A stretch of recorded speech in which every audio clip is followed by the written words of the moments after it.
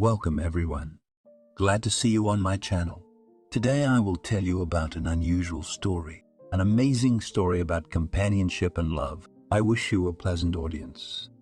Naomi has always loved to dream. Since childhood, the girl grew up a very gentle nature. She had a wonderful character, and almost always she was hovering somewhere in the clouds. Naomi saw what kind of family she had and wanted to have everything the same. Her beloved husband, her children. "Mom, I'm going to the library," she often said. And indeed, she would go to the library, pick up some women's novel, sit and read it right there. "Daughter, don't you want to go to the movies?" her mother would ask her on weekends. Of course, Naomi liked it very much when she and her mother went out, watched a movie, and then discussed it. If the movie was about love, often, both woman and girl cried, even if there was a happy ending. "Naomi, what do you want to be?" her mother asked her when she was already in high school. "I love children and I want to spend my life with them," she said. "That's wonderful." Her mom approved of her choice. The girl was exemplary. She almost never went out, only sometimes with girls at discos, which were held at school or so, in the yard to sit and chat at the table. There were 4 friends, Naomi, Natalie, Casey, and Nancy. Nobody singled anyone out. They all talked the same way. "Hi." They came by to pick up Naomi one night. "I probably won't go out tonight," Naomi told them, because she wanted to spend the evening with her mom. She said there was a movie on TV that she'd been wanting to see for a long time. "Come on, let's go. You'll have time to watch it." The girls kept up with her. "Okay, I guess Mom won't be offended." She went to change. Of course, Mom wasn't offended. She understood that the girls are young. They want to go out. When else will they have such an age? And now, when there was only a little bit left till the end of school, it was necessary to give her daughter some freedom. "Well, are we going to the disco right away?" Nancy asked everyone. "Where else would you like to go?" Naomi turned to her. "Don't you know that there is a new cafe in our town where there are different desserts and ice cream? We can go there," looked at her friend's watch. "Sure, let's go. I haven't been there," Naomi said, and thought to herself that her mother usually found out that there was something new in town, and they went there.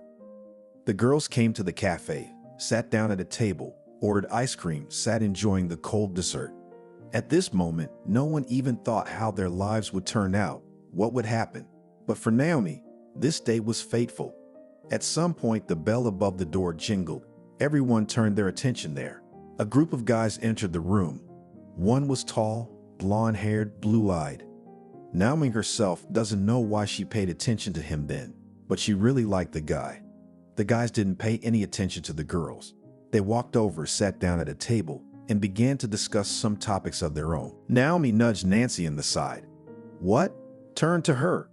"Where the hell are you?" The girls laughed. "Did you see the guys who just came in?" Naomi pointed to the table where the young men were sitting with her eyes. "And what?" they asked. "That tall one over there." The girl spoke in a half whisper. "Did you like him?" All the others who sat with Naomi at the table were smiling. Naomi blushed because they had never talked about liking guys before. Maybe they had, but everyone kept quiet. "Oh, Naomi, you're kidding. Is it love at first sight?" Natalie had already finished her ice cream and was waiting for everyone else to do the same. "Why not?" Naomi regretted telling the girls anything. "All right, everybody, and us sitting here staring at the guys, get up and let's go," Nancy ordered. She was the leader of the group. The girls did get up. Naomi didn't want to leave, in case she never saw him again, but staying here alone wasn't an option either. They went out, headed for the House of Culture, where the disco was held. On the way, they talked about some unimportant little things.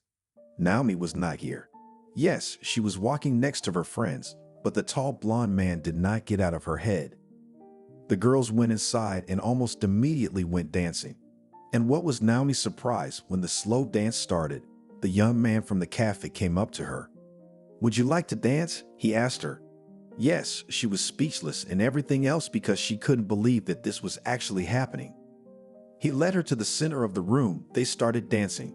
"My name is Evan," he told her. "I'm Naomi." She wanted to look at him, but she couldn't look up because she was too shy. "I noticed you at the cafe," he told her. "Yeah," she said, and then she was silent. She was ashamed to admit that she had noticed him in the cafe. She danced and thought to herself that it was really fate that they both noticed each other and liked each other at first sight. As soon as the dance was over, the girls came up to Naomi and started asking questions. "Naomi, that's the guy from the cafe," Nancy told her. "And you think I didn't notice that?" She smiled a little. "And what did he tell you? What was his name?" They began to pile questions on the girl. Natalie and Casey stood back.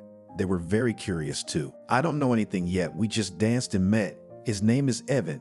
He told me that he saw me there too." Naomi told them, and she saw that the guy had come downstairs too, standing there looking at them.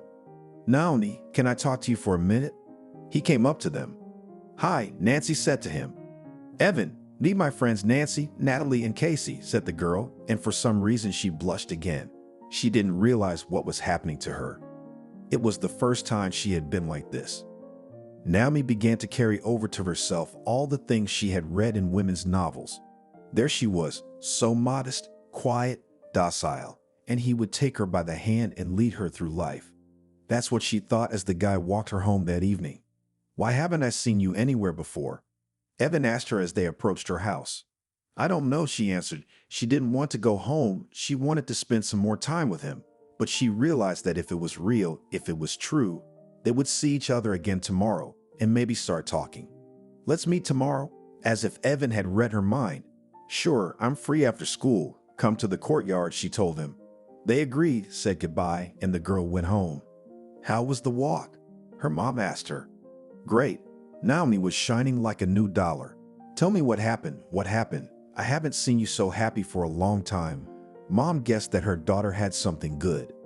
"I don't want to get ahead of myself, but I think I fell in love." Clasped my hands in a lock, stood looking at Naomi's mom. Her face was smiling from ear to ear. "Oh, daughter, be careful, don't get burned," her mom told her. "Of course, I don't know yet, but I think Evan is nice." Naomi had always been like that. Whatever happened in her life, she always thought several steps ahead, and now she wanted everything to be as it was in her dreams. The next day they met. At first, when she approached him, he took her hands and for a few minutes they just stood looking at each other, smiling. "You have such good energy," Evan told her then. "And you have." She didn't know what to say to that, so she said so. "You know what, I think we should start dating." Evan was calm, and the fact that they knew each other so little didn't bother him in the slightest. "We could try," she replied, and inside she was jubilant. It had to be that day, to go to the cafe where he was. And then he came to the disco. Is that what happens in life? Naomi used to think that only in love novels they wrote like that, in books or something, but it was impossible. From that moment on, the guys started dating. Naomi introduced Evan to her parents right away. After a while, Evan introduced her to his mom. Now every night they met, went for walks, went somewhere, both of them told each other different stories. "I'm leaving soon," Naomi told him one day. "Where?"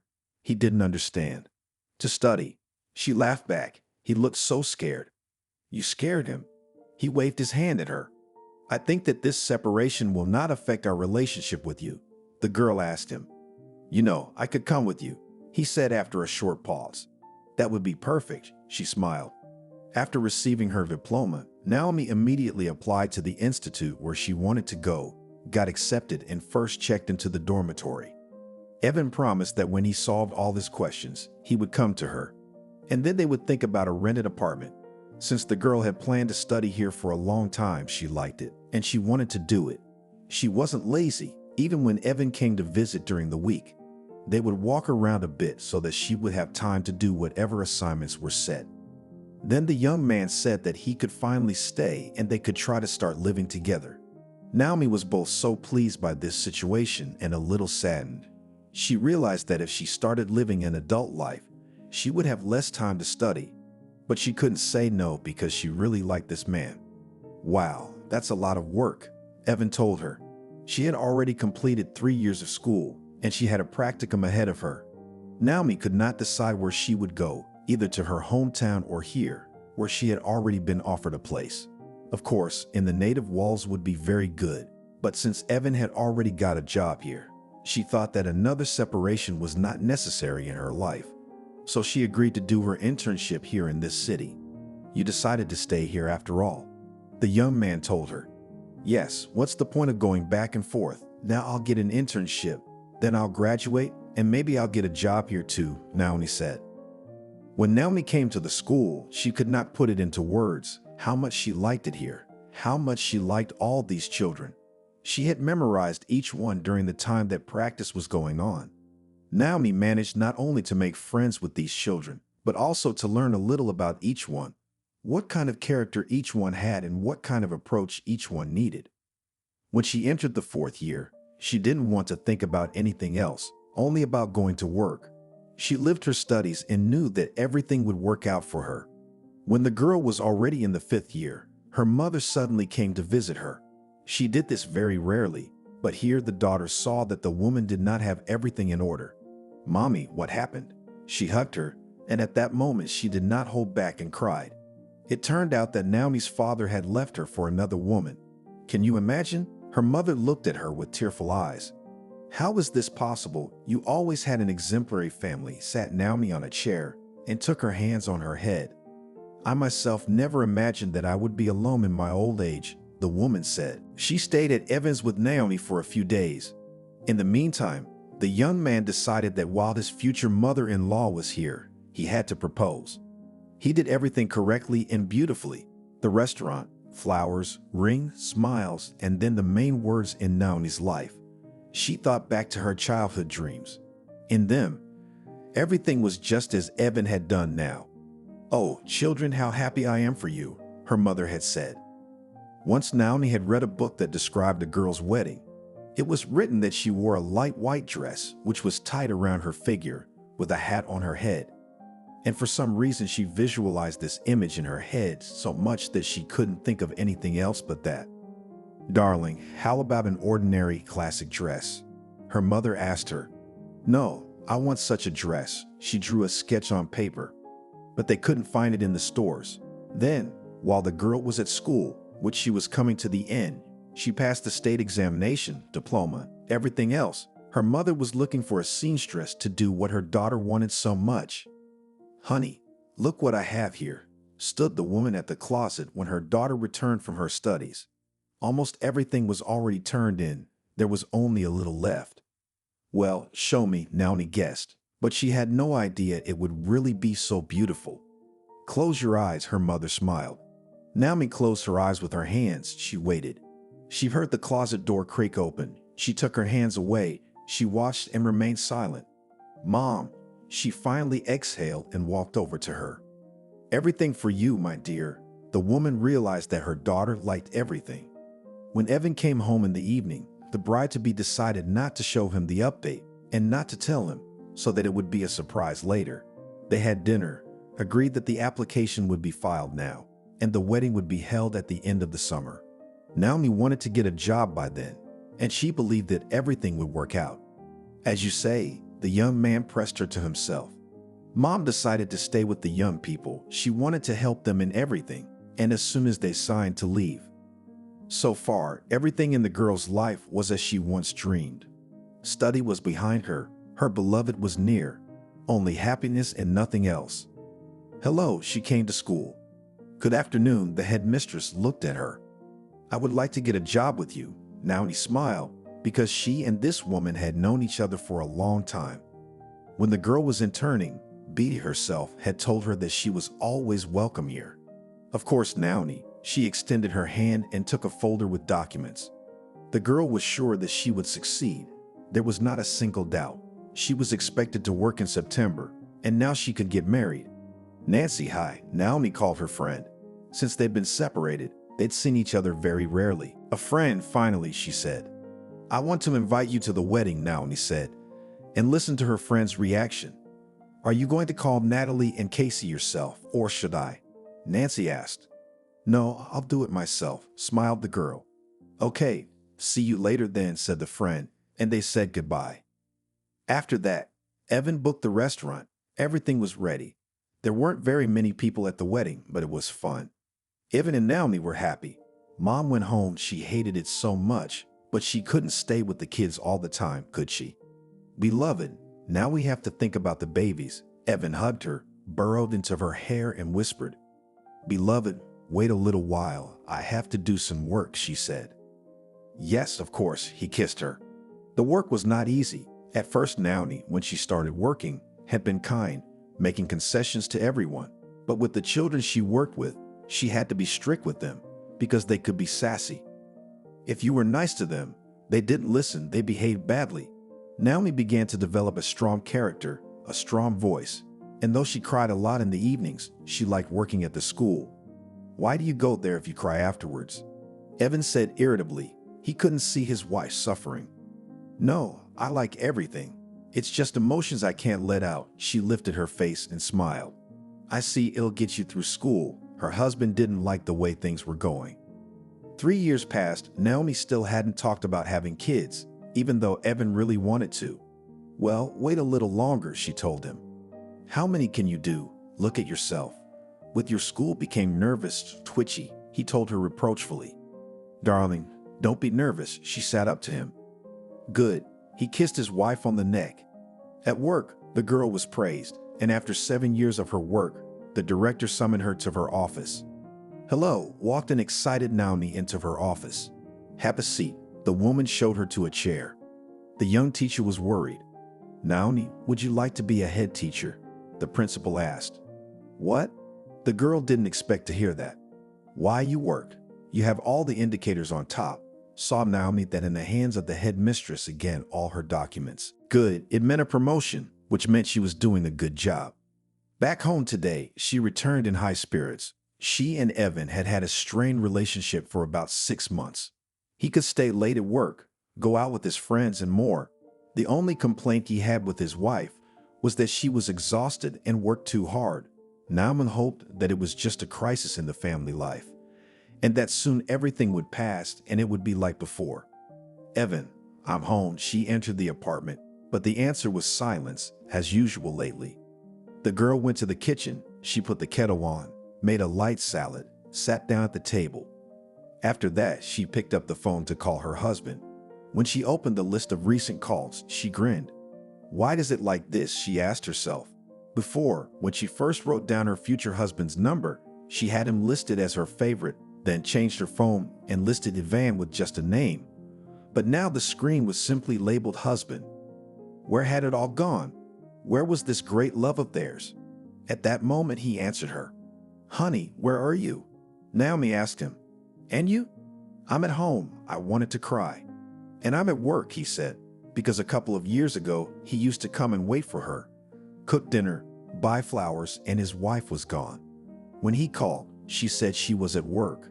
It's late. She looked at her watch. And what? Allah had piled up. He lied to her. Come, we need to talk, she asked. But he came back when Naomi was already asleep, did something briefly in the kitchen, then came into the bedroom. He took a pillow and a plate and went to sleep in the hall. Good morning. She passed him when she woke up. Morning. He squinted against the bright keshi because Naomi had opened the curtains. We need to have a serious talk. Naomi stood over him. Good. When they walked together to the kitchen for breakfast and coffee. As they sat at the table, she stirred the sugar in her mug and looked at her husband. Why don't you tell me where you disappear for so long every day? The wife asked Evan. You know, at work, he told her. Okay, she nodded. And what's the name of your job? What started it? He wanted to leave. No, we'll talk, as if turning on the teacher girl. If you don't believe me, it's none of my business, he told her. Evan, why is everything happening like this? What happened to our family? She looked at him, tears in her eyes. And where is it? Our family, show me. I wanted kids and you didn't. Work, work. So live with your work. He stood up and went to get dressed. I don't understand. A tear rolled down her cheek. I'm gone, she heard from the hallway. Good, sighed the girl. She had to go to work too, so she went to her room, got ready, smiled at herself in the mirror, and left the house. You don't look so good, her colleague and friend said to her at work. Yes, my husband's having a little trouble. Naomi didn't want to talk to her. Okay, when you want to tell her, you'll tell her yourself. She didn't bother her. In the evening, when Naomi was home, it was empty again. She did everything as usual. She had to do a little work today. She sat at the table until the night before, but Evan never showed up. No matter how many times the girl called him, he was unavailable. She went to bed, and in the morning she found that he was still gone. The phone was silent too. So 3 days passed. Naomi went to work, came home, where there was still no one. Listen, maybe you should file a search warrant, her friend advised her. No, you what? And if he is just at friends or women, then everyone will laugh. Naomi did not want to do it. Fine, do what you want. Her friend didn't insist on anything. Yeah, Naomi just nodded. Listen, we want to go to a cafe this weekend. Will you come with us? Asked her friend. Oh, what are you? What about? After these words, she was silent. She even felt funny. Who live in? The woman realized what she wanted to say. Yeah, Naomi shook her head. Forget about him, he'll be back now. Give him a beating. Pack his things and put him out on the street, she said. Okay, we'll deal with it ourselves. She went to her room, and a few hours later she headed home. She walked into the apartment, saw the lights on, went into the room. Evan was sitting on the couch. Hi, Naomi said hello to him in a stern voice, showing that she was about to have a serious conversation. Well, he looked at her. Where have you been? She didn't sit down. Where I was. I'm not there anymore, grinned Evan. I see, so you won't talk. She walked to the window. Why not? I was with a woman. He stopped talking.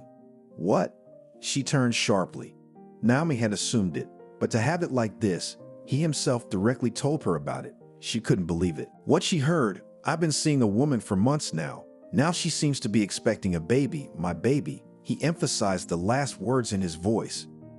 Good, it became so hurtful that it seemed she was about to suffocate. She wanted to cry, but there were no tears, only a spasm squeezed her throat. Naomi went to the bedroom. She dialed the number of Ariana, the same friend and colleague from school. What's wrong? She picked up the phone. Can I come over? Naomi asked quickly. Of course, she never said no to a friend. Naomi came, told her everything, and then the tears did not wait. The way she was crying now, she had never cried before. That's it, friend. You're definitely coming with us this weekend. You need to relax, summed up her friend. Good, Naomi didn't know what she should even do now. After work the next day, she went home again. Even though she was afraid to see Evan there was nothing to do. But he wasn't there as usual, so she opened her closet and looked at what she had to wear to go out with the girls tomorrow night. A cocktail dress was chosen, shoes. She promised Ariana that she would be beautiful and happy that day. Her husband never showed up, and on Saturday, after working all day, the girlfriends got together in the evening. Shall we have a rest? Ariana asked. Of course, she was exaggerating. They went to a cafe, ordered something to eat, and a glass of champagne. Everything decent. When it was late, Naomi went home. Let's stay a little longer. Look how much fun the music is, Ariana told her. No, I'll go. Naomi didn't want to be here anymore. She would have stayed a little longer, but her friend was always distracted by her other two friends, and Naomi wasn't interested. Okay, can you walk alone? Ariana asked. Sure, the girl smiled back at her. She left the cafe, did not walk a few meters, hit the heel in the grate, which was in the ground, and almost fell. Oops, she bent her foot unnaturally. How come? Not carefully. Some man came up to her. Thank you. I'm sorry. I didn't know what Naomi was apologizing for. Come on, I'll walk you out. He took her under his arm. No need, I'll do it. She looked. There was a bench up ahead. It's no trouble at all, the stranger mumbled. They walked a little deeper into the park and sat down on a bench. Thank you, Naomi thought. Her house is just the other way around. It's okay, he smiled. Only now did the girl realize that champagne they'd been drinking the evening before had given her a bit of a headache. Before that, she had thought everything was fine. Would you like some ice cream? The man sitting next to her suddenly asked her. Come on, Naomi thought, why is it that her husband is allowed to find new women, while she can't even meet anyone in the park? Here, take it. He took out a briquette from the bag. Why don't you eat it yourself? She took a bite of the already melting treat. I can't. I went to the dentist this afternoon, he smiled. Do you live in the neighborhood? Naomi asked him. No, I came here specifically to get my teeth fixed, he answered her. Their conversation seemed to be about nothing. In this neighborhood, the girl knew that they had the only clinic in town that was praised. Yes, he turned to her, looked at her and smiled. What? She didn't understand. You got a little dirty. He moved closer to her, wanting to remove the remains of the ice cream that was over her lip. What are you doing? She looked at the stranger. His face was very close. What beautiful eyes you have, he said. And at that moment, he started kissing her on the lips. Naomi herself did not know what was wrong with her at that moment, always so decent and correct. Today, she just gave in to a total stranger. He kissed her while unbuttoning her dress. She didn't make a sound. It just felt good. After it was over, the girl quickly got up and walked. What have I done? What a fool. She blamed herself. Nothing, Vanechka, to spite you. Why is it possible for some people and some not? She came home and immediately hid in the bathroom. She wanted to wash it all away. But as the shower water poured over her, she remembered the stranger's touch, and her stomach felt heavy. Naomi shook her head, pushing the thoughts away. After that, she went to sleep. When the girl woke up in the morning, her head was cracking so hard that it felt like it was going to split. Yes, I guess I only felt like I had a couple of drinks, Naomi said to herself, and looked in the mirror. At that moment, she remembered what had happened after she had gone home, her face flooded with color. Good thing it was a stranger and they would never, ever meet again. Today was Sunday, which meant no need to go anywhere. The girl decided to spend the whole day at home. She went to wash her face, looked at herself again, and immediately the memories of yesterday popped up in her mind. What the hell is this? She couldn't understand how she'd even gone for it. She washed her face, ate breakfast. Evan was still gone, but Naomi wasn't thinking about him today. She got comfortable on the couch, turned on the TV. There was nothing interesting there. Then the girl decided to call her friend to ask how they ended last night. At that moment, she remembered about herself again. When she imagined it, it was so embarrassing, and suddenly someone saw. But she pushed it away again and dialed Ariana's number. "Hi, how was the party last night?" she asked her friend. "Oh, and don't ask, my head hurts. I'm still in bed," she answered. "I see. Take a pill, then I'll call you later," Naomi told her and hung up. Then she got up. She decided to do a little cleaning. The apartment was already clean. She just needed to dust. And that she did. She thought she should make dinner. She went to the kitchen. Naomi was waiting for something, but she didn't realize it.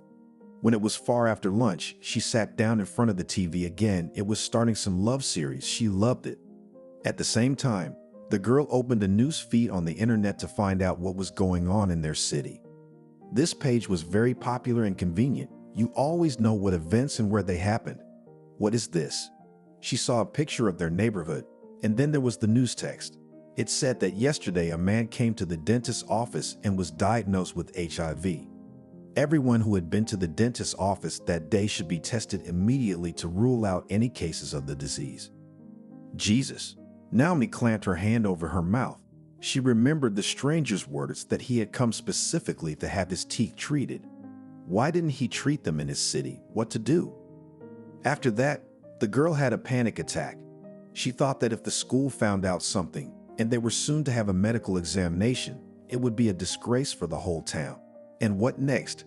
How to live with all this? Naomi got through the day, and the next day she went to the principal's office first thing in the morning.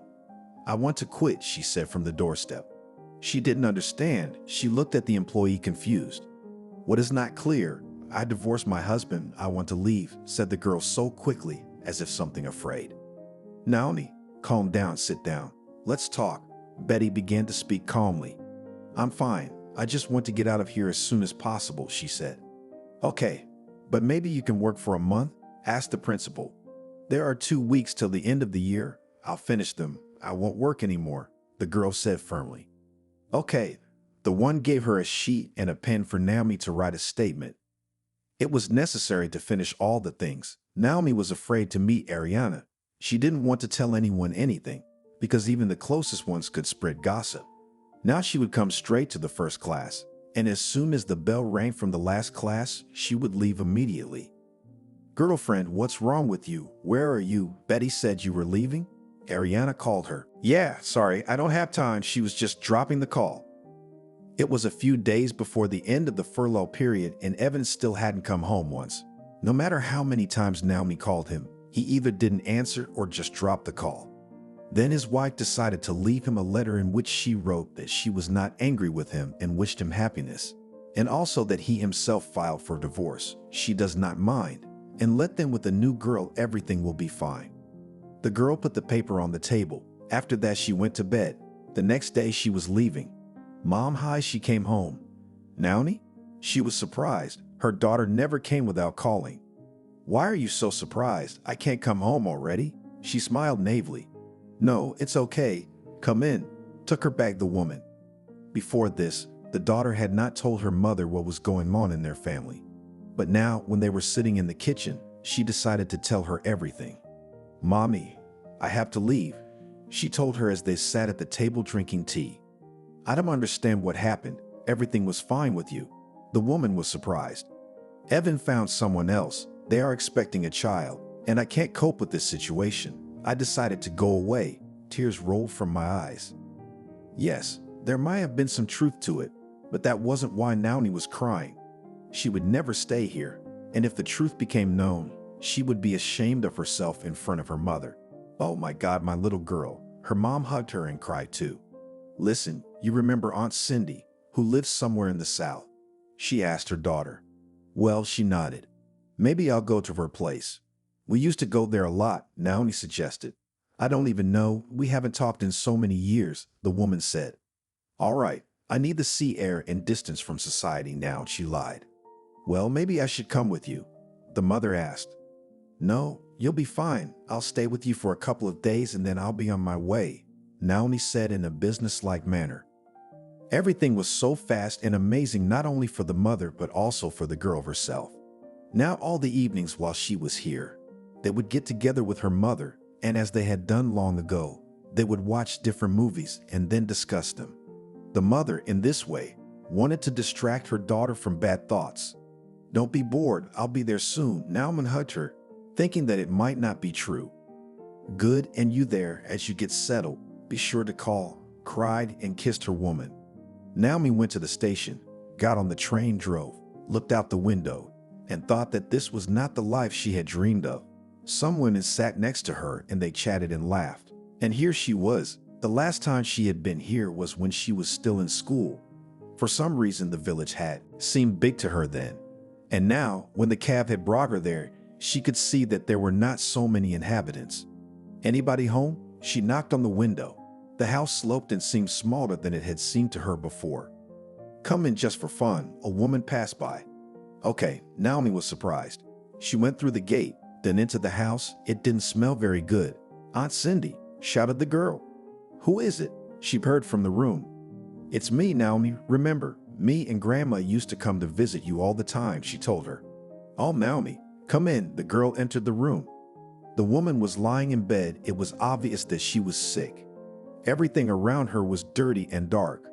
What's wrong with you? Naomi was amazed that she hadn't reported anything to anyone. It's just something that happened. I came home from the hospital and I'm lying here. Neighbors go help, but still, everything is not the same, Caroline complained. Why didn't you tell anyone? Naomi was still standing in the middle of the room. Why burden anyone with your problems? She wanted to smile, but she did it very badly. I see. I think that you will not refuse me hospitality, and in return, I will do everything here and help you, Naomi said. Great, stay. I won't be bored, said Caroline. From that moment, Naomi started cleaning the house. She went to the store and bought some groceries to cook something in the evening. As she walked down the street, she realized that there were only a few houses left in the village, just like the inhabitants. Hello, why did everyone leave? Naomi asked a woman passing by. I don't know. They're all going to the city, she shrugged. I see. Naomi nodded her head. It was even better for her. Less people, less gossip. Who are you? Who are you here to see? The local woman asked back. To Caroline, she is sick. She needs care. Naomi caught herself thinking that she had started to lie a lot lately. Oh, that's good. And we're all worried about her. The woman smiled. Everything will be fine. They walked down the street together. And why are you? Do not live there, at home, nodded her head interlocutress. I broke up with my husband, he left, so I decided to hide somewhere to not see anyone. The girl lied again. Oh, it's nice here, smiled the woman. By the way, my name is Naomi. She waited for her to introduce herself. And I'm Anna, she said in a friendly manner. Nice to meet you, Naomi smiled back. She went to the store, bought, of course, not everything she needed, but something. "I'm back," she informed Caroline when she got to the house. She heard nothing in reply. She was frightened, but when she entered the room, she realized that her mistress was just sleeping. The girl covered her with a blanket and herself went to the kitchen. Naomi liked it here very much. She remembered from her childhood how she used to go swimming with the local kids. Now she wanted to dive into the cool water. She was alone here. No one was bothering her at all. And that was a good thing. Recently, Naomi thought about herself, her life, her health. It was sad that everything turned out this way, but there was nothing left. She didn't take any tests on purpose because she didn't even want to know that there was something wrong with her. Today and the next few days, she spent a lot of time on the beach. "Caroline, how are you?" She came to the house, which was now bright with sunlight. She was fine, she said, but she sounded like she was moaning. Great. Naomi saw her cheer up, but she realized she wasn't really. The woman was constantly on painkillers. The girl herself did not think about anything. She considered the diagnosis, which she had recently learned about, very terrible and fatal. So she thought that as long as she was given, she would spend her time here. Maybe someday she would invite her mom to visit, but that was something to think about later. For now, she needed to get the house in proper shape. She had already done it inside, but now she had to do something outside, because everything looked not very nice there either. Baba Anna. Naomi had come to the woman's house and was now calling out to her. "Yes, Naomi," she went outside. "Isn't there a couple of sturdy men who could help me?" asked the girl. "Oh, I'm not here, but you can call and they'll come," she said. But Naomi didn't want to invite anyone to the village. She decided that she would do everything in time. Now she was in no hurry. "Thank you," she went back. "Wait. Come in for a cup of tea," the woman offered her. "Thank you," the girl went to her. She didn't want to talk to anyone at first, but knowing how people lived in the village, she didn't want them to say anything about her. "Caroline, now I'll heat up dinner and we'll eat." Naomi thought that here she began to feel something different than before. She wanted so badly to call her friend, to tell her that she was doing well, but she didn't. She had thoughtfully changed her phone number when she left, and now no one knew where she was or how to call her. She'd also warned her mom not to give her contacts to anyone. "Oh, I feel so bad today," the woman said. Now Naomi went to the room to give the mistress a shot. "Naomi, sit down." She was breathing heavily. "What?" The woman came closer to her and sat down beside the bed. "Listen, I have no one. All my life I thought, here now, I'll earn money, and then a husband and children. But you see, as it turned out, if I'm gone, you can live in this house. I'm there." She pointed her hand to the table and stopped talking, closed her eyes. It was obvious that it was difficult for her to talk.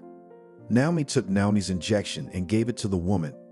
You could hear her feeling better. "Thank you." Cindy looked at the girl. "It's going to be okay," Naomi repeated like a mantra. "Thank you. You got here just in time," the woman said.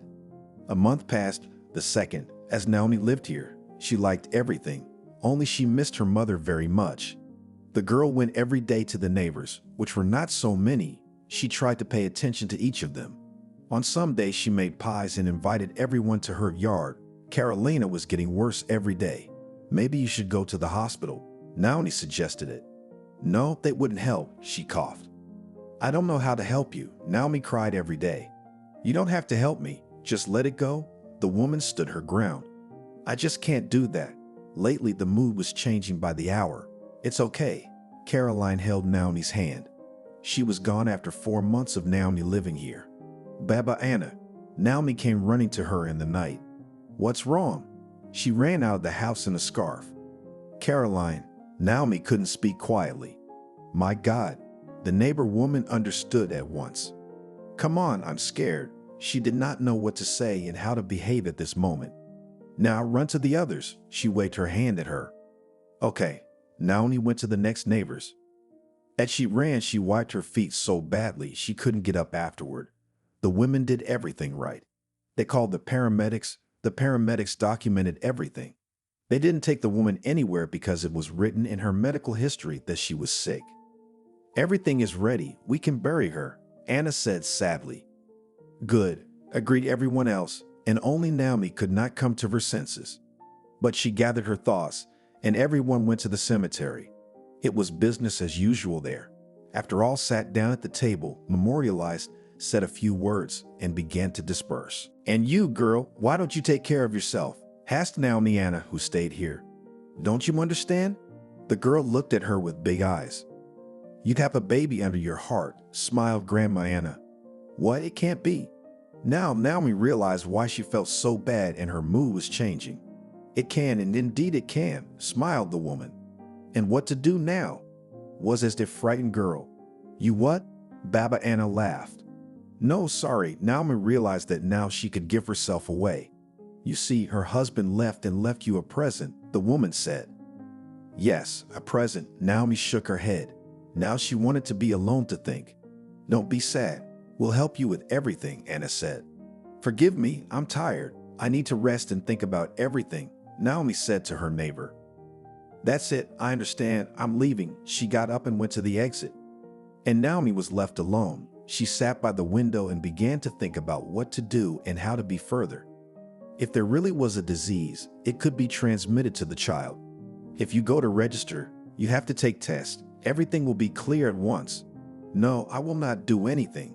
Let everything go as it goes," she said to herself.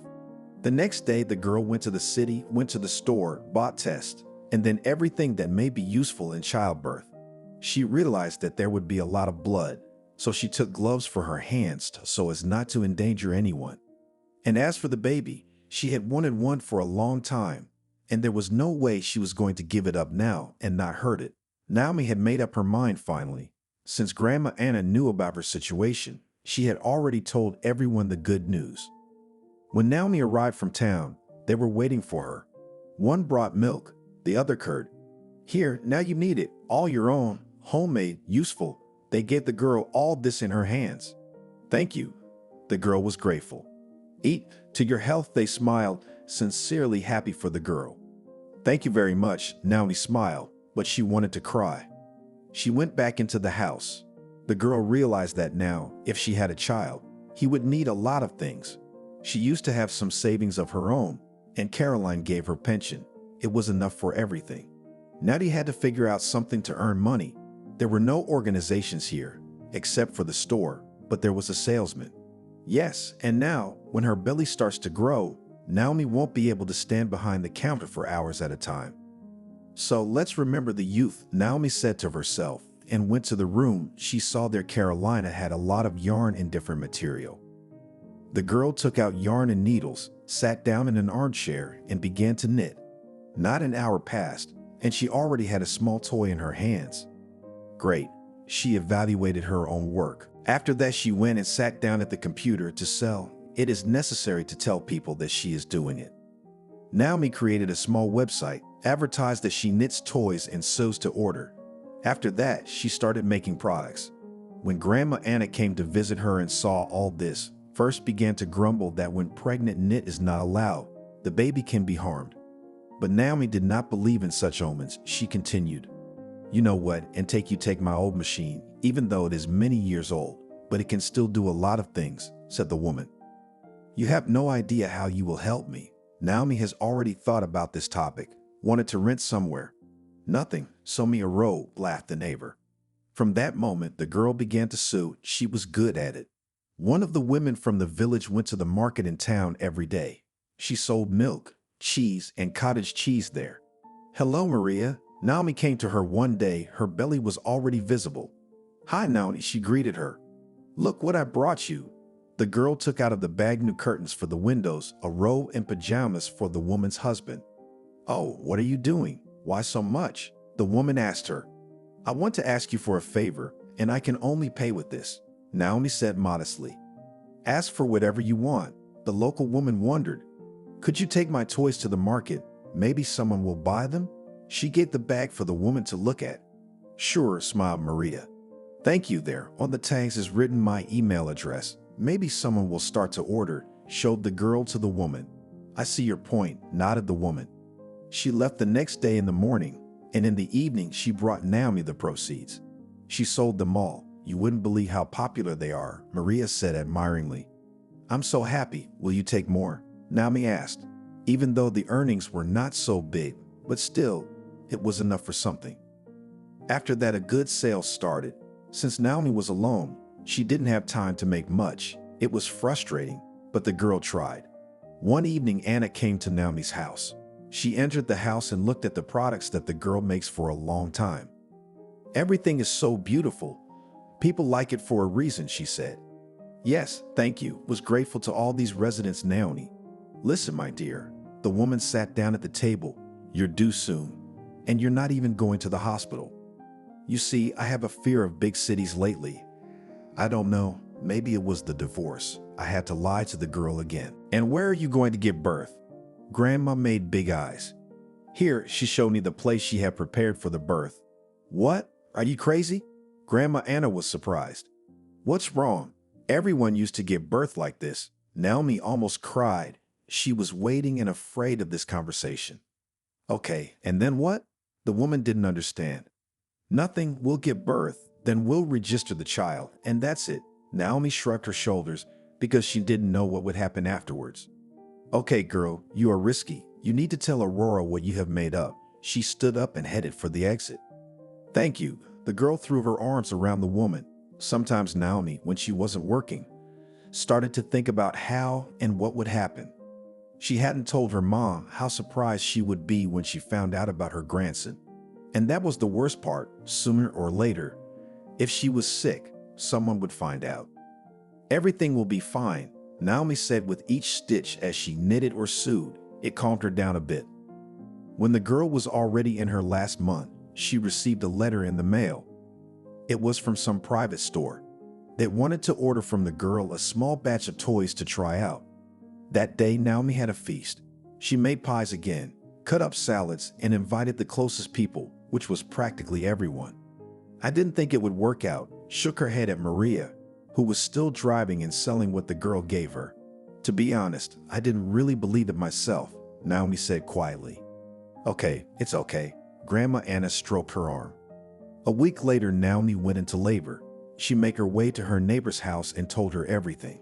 At first she groaned, then screamed and ran to Aurora, who knew how to deliver babies.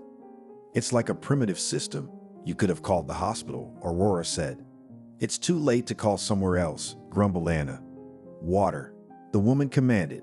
"Here." Naomi handed her a bag containing bandages, gauze, gloves, masks, and more. "What's all this for?" Aurora didn't understand. "Just in case, for sterility," Naomi said between contractions. "Okay." Aurora and Anna put everything on. They looked ridiculous now.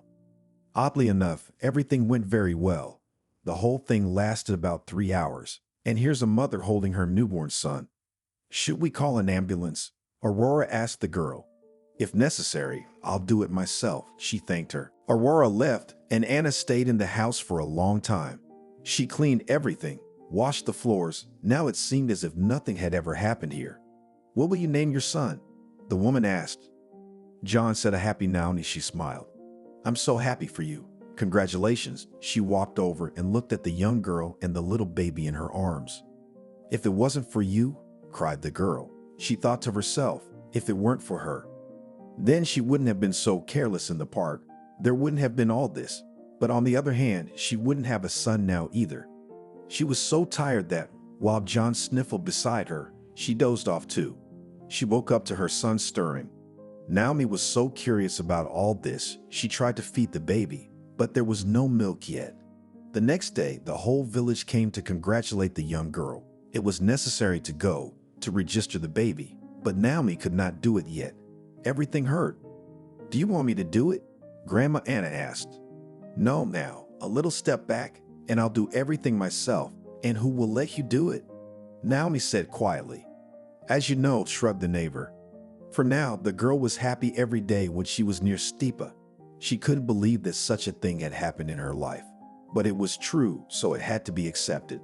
Alone, Naomi was good, but now, with a small child, knitting and sewing was possible only in those moments when John was asleep. The girl was very tired. She just fell off her feet. But there were orders, and not small. The girl had a choice: to refuse all customers and lose them forever, or a little patience and have an established base. Now the girl had to make another separate tab, which demonstrated what Naomi was sewing. because where the toys were, it was no longer relevant. "What are you doing, girl? You must be exhausted already." Grandma Anna came to her once again. "No, I'm fine," Naomi answered her. "Why haven't you registered the baby yet?" the woman asked. "We'll do it," Naomi said tiredly. "Look at you. Who do you look like? And let me take John for a walk, and you get some sleep," the woman said sternly. Naomi looked at her and fell asleep as she walked. "That's it. No more talking. Go to bed," the woman commanded. "Thank you." That's all the girl said. While Baba Anna went outside, the young mistress was already asleep. She was so tired lately that she just couldn't stay on her feet anymore. Sam came home. He lived with his mom. He was fine, but he couldn't forget one thing that happened to him recently in the park of the neighboring town. "Son, why are you sitting there? At least go out," the woman said to him. "I don't want to," he told her. The young man worked for himself. He practically never left the house because he didn't need to. "How so? I don't want to. All young guys go out, meet girls, and you are always alone, like a beggar." The woman was indignant. "I like one girl," he confessed to his mother. "And why don't you go out with her?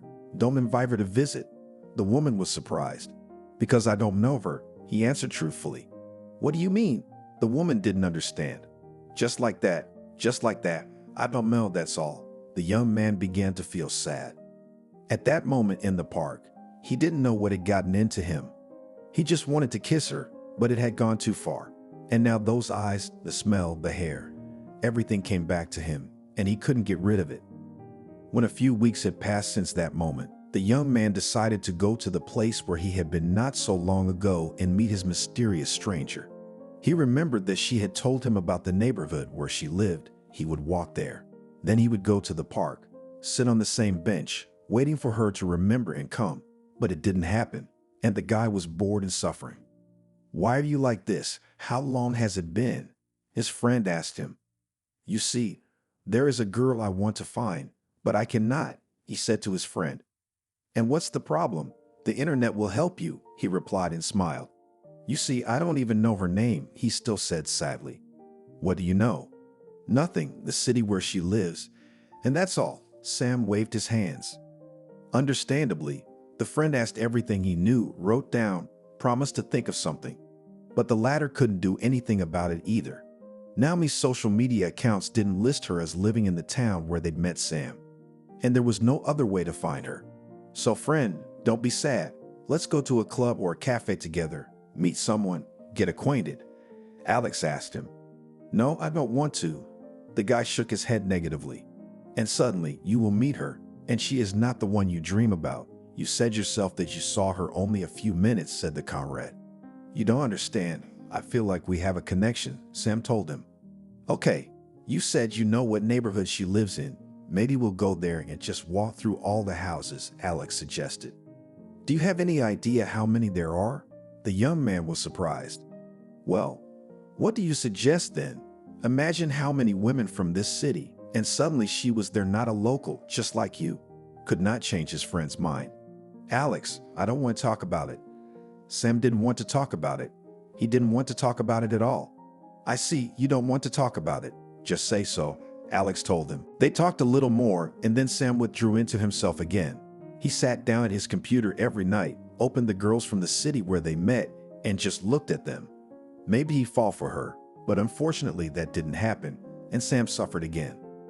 "Why is she so firmly planted in my head?" he asked himself. "Son, come out." His mother came home from work.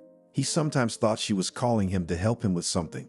But no, in the corridor stood another someone's daughter. "Hello," the young man said to the girl, but he looked at his mother with judgment. "Why are you standing there? Invite Casey into the room," the woman said. "Come in." The young man couldn't tell his mother in front of the girl that she was meddling in his life. "Hi," she walked by, clearly shy. "Mom, why do you bring them here?" the guy told her. "Look, what nice girls. Why do not you want to communicate with them?" asked him a woman. "Mom." Sam looked at her indignantly, took the kettle, cups, and tea, and went to the room where Casey was waiting for him. "All right, you sit here and I'll go for a walk," the woman said. "All right," nodded Casey's head. As soon as his mother left the apartment, Sam immediately relaxed. He'd start talking and making things up so that Casey would see it all and go off on her own. You think I like it? She got the hint. Then why did you come? The young man didn't understand her. I couldn't say no to my mom. Neither could you. Casey rolled her eyes. At that moment, Sam realized she wasn't the good girl her mother had told him she was. Do you want a beer? The young man asked her. Yeah, she nodded her head. Sam realized that at least he could talk to someone normally instead of sitting with hot tea in his hands and pretending to like everything. You want to go out tonight? Casey asked. Nah, I don't want to. He turned on the TV, threw his feet up on the couch, printed out a beer. Why, what's sitting here in this apartment, and even next to his mom? She didn't understand. It was all temporary, he was sure of it. Once a couple of years ago, he'd set out to buy his own apartment, and he'd done it. But then his sister and her husband got into a mortgage. That's when his mother suggested renting out his apartment so she could use the money to help pay the monthly payments. Sam loved and respected his sister, so he agreed to help her.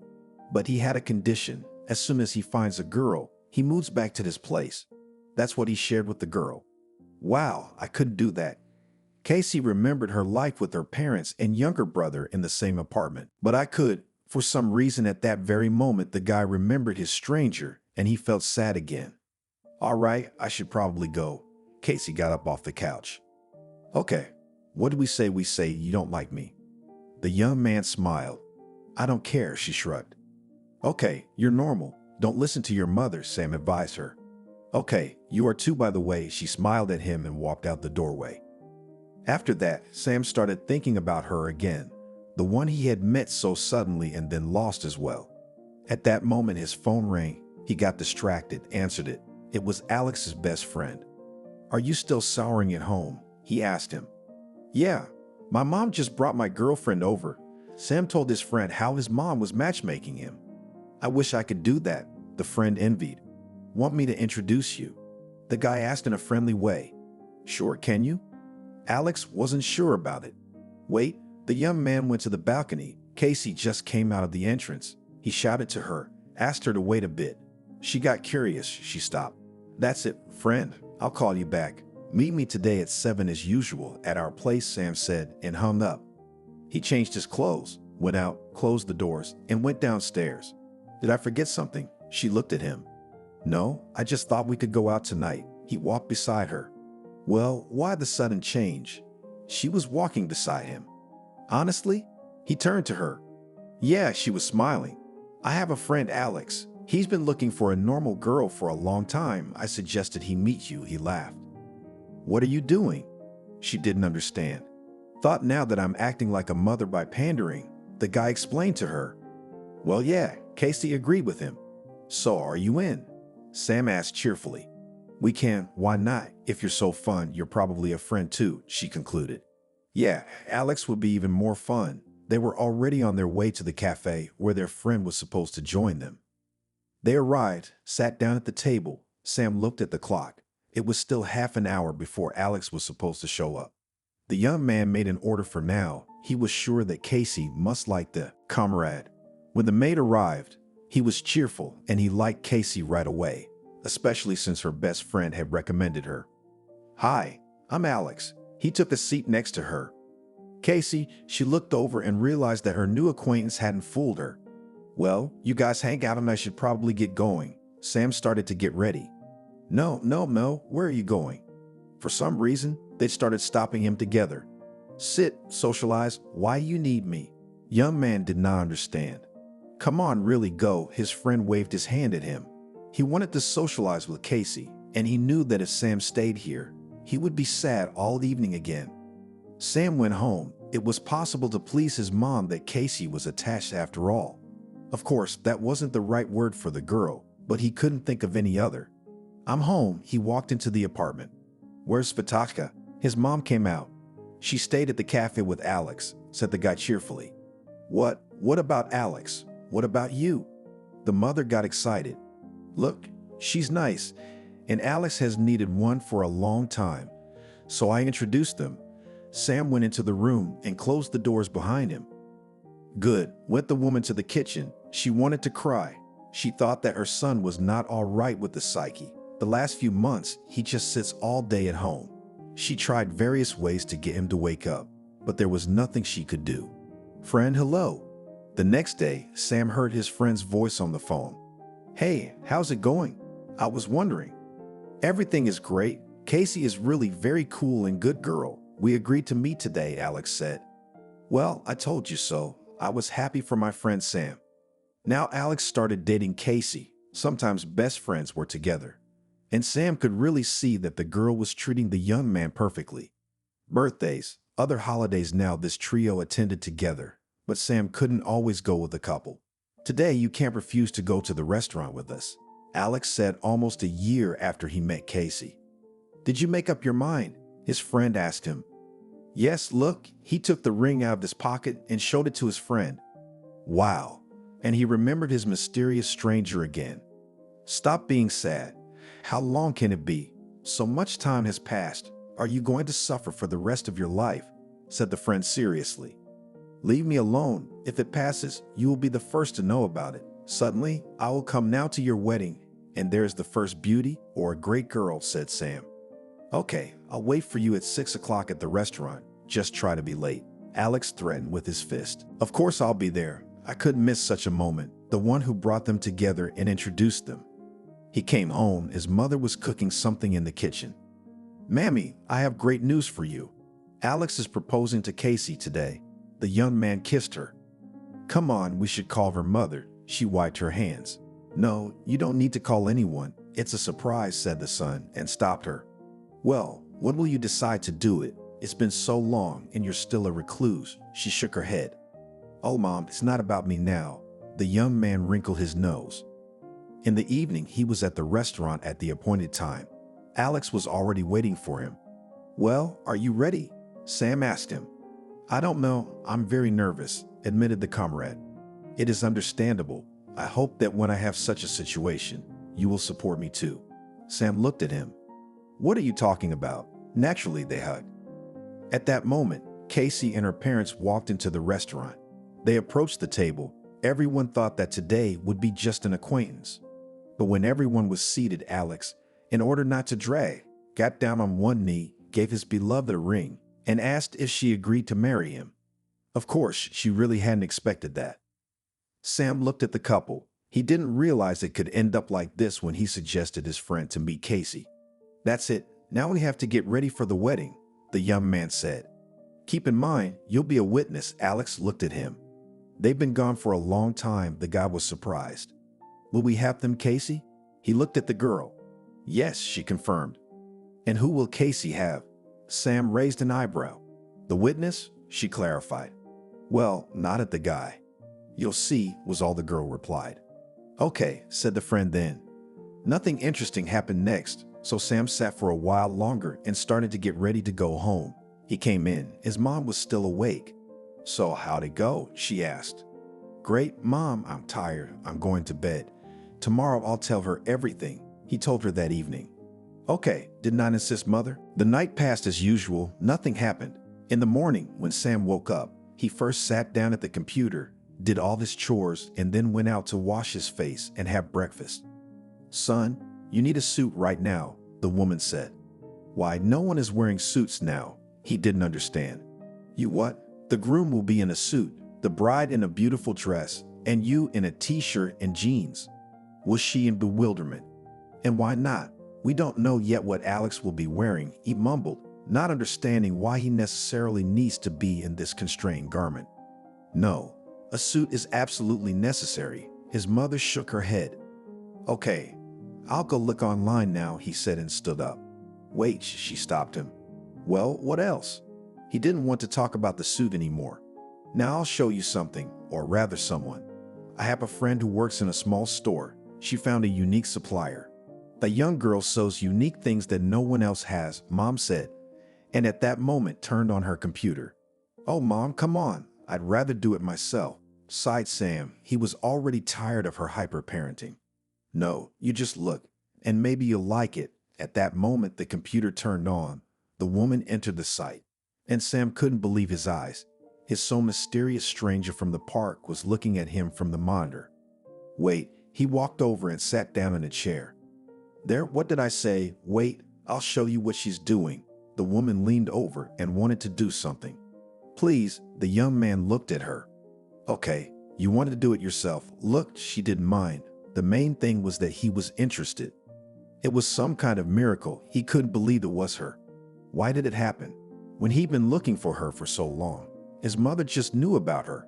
Sam still couldn't believe it. He was looking for some kind of trick, wondering if it wasn't her, but just a girl who looked like her. But no, it was the girl who had once twisted her leg, and they had gone to the park with her. The young man copied the address of her page, threw it to himself, and immediately went to his room. Hello, he wrote to her in private messages. After he sent it all, after every second he checked whether she had read it or not. Good afternoon. The reply didn't come until an hour and a half later. In that time, Sam was all exhausted. He wondered if it was a fake site. I would like to order a costume from you. I will be a witness at the best friend, he wrote her. Before that, the young man thought about whether to tell her or not, and then decided that she would take him for a madman, did not. Sure, now I'll drop you where you need to take the measurements and the fabric you can choose, wrote him a seamstress. Great, I'm waiting. His hands were shaking. He was so anxious he was even sweating.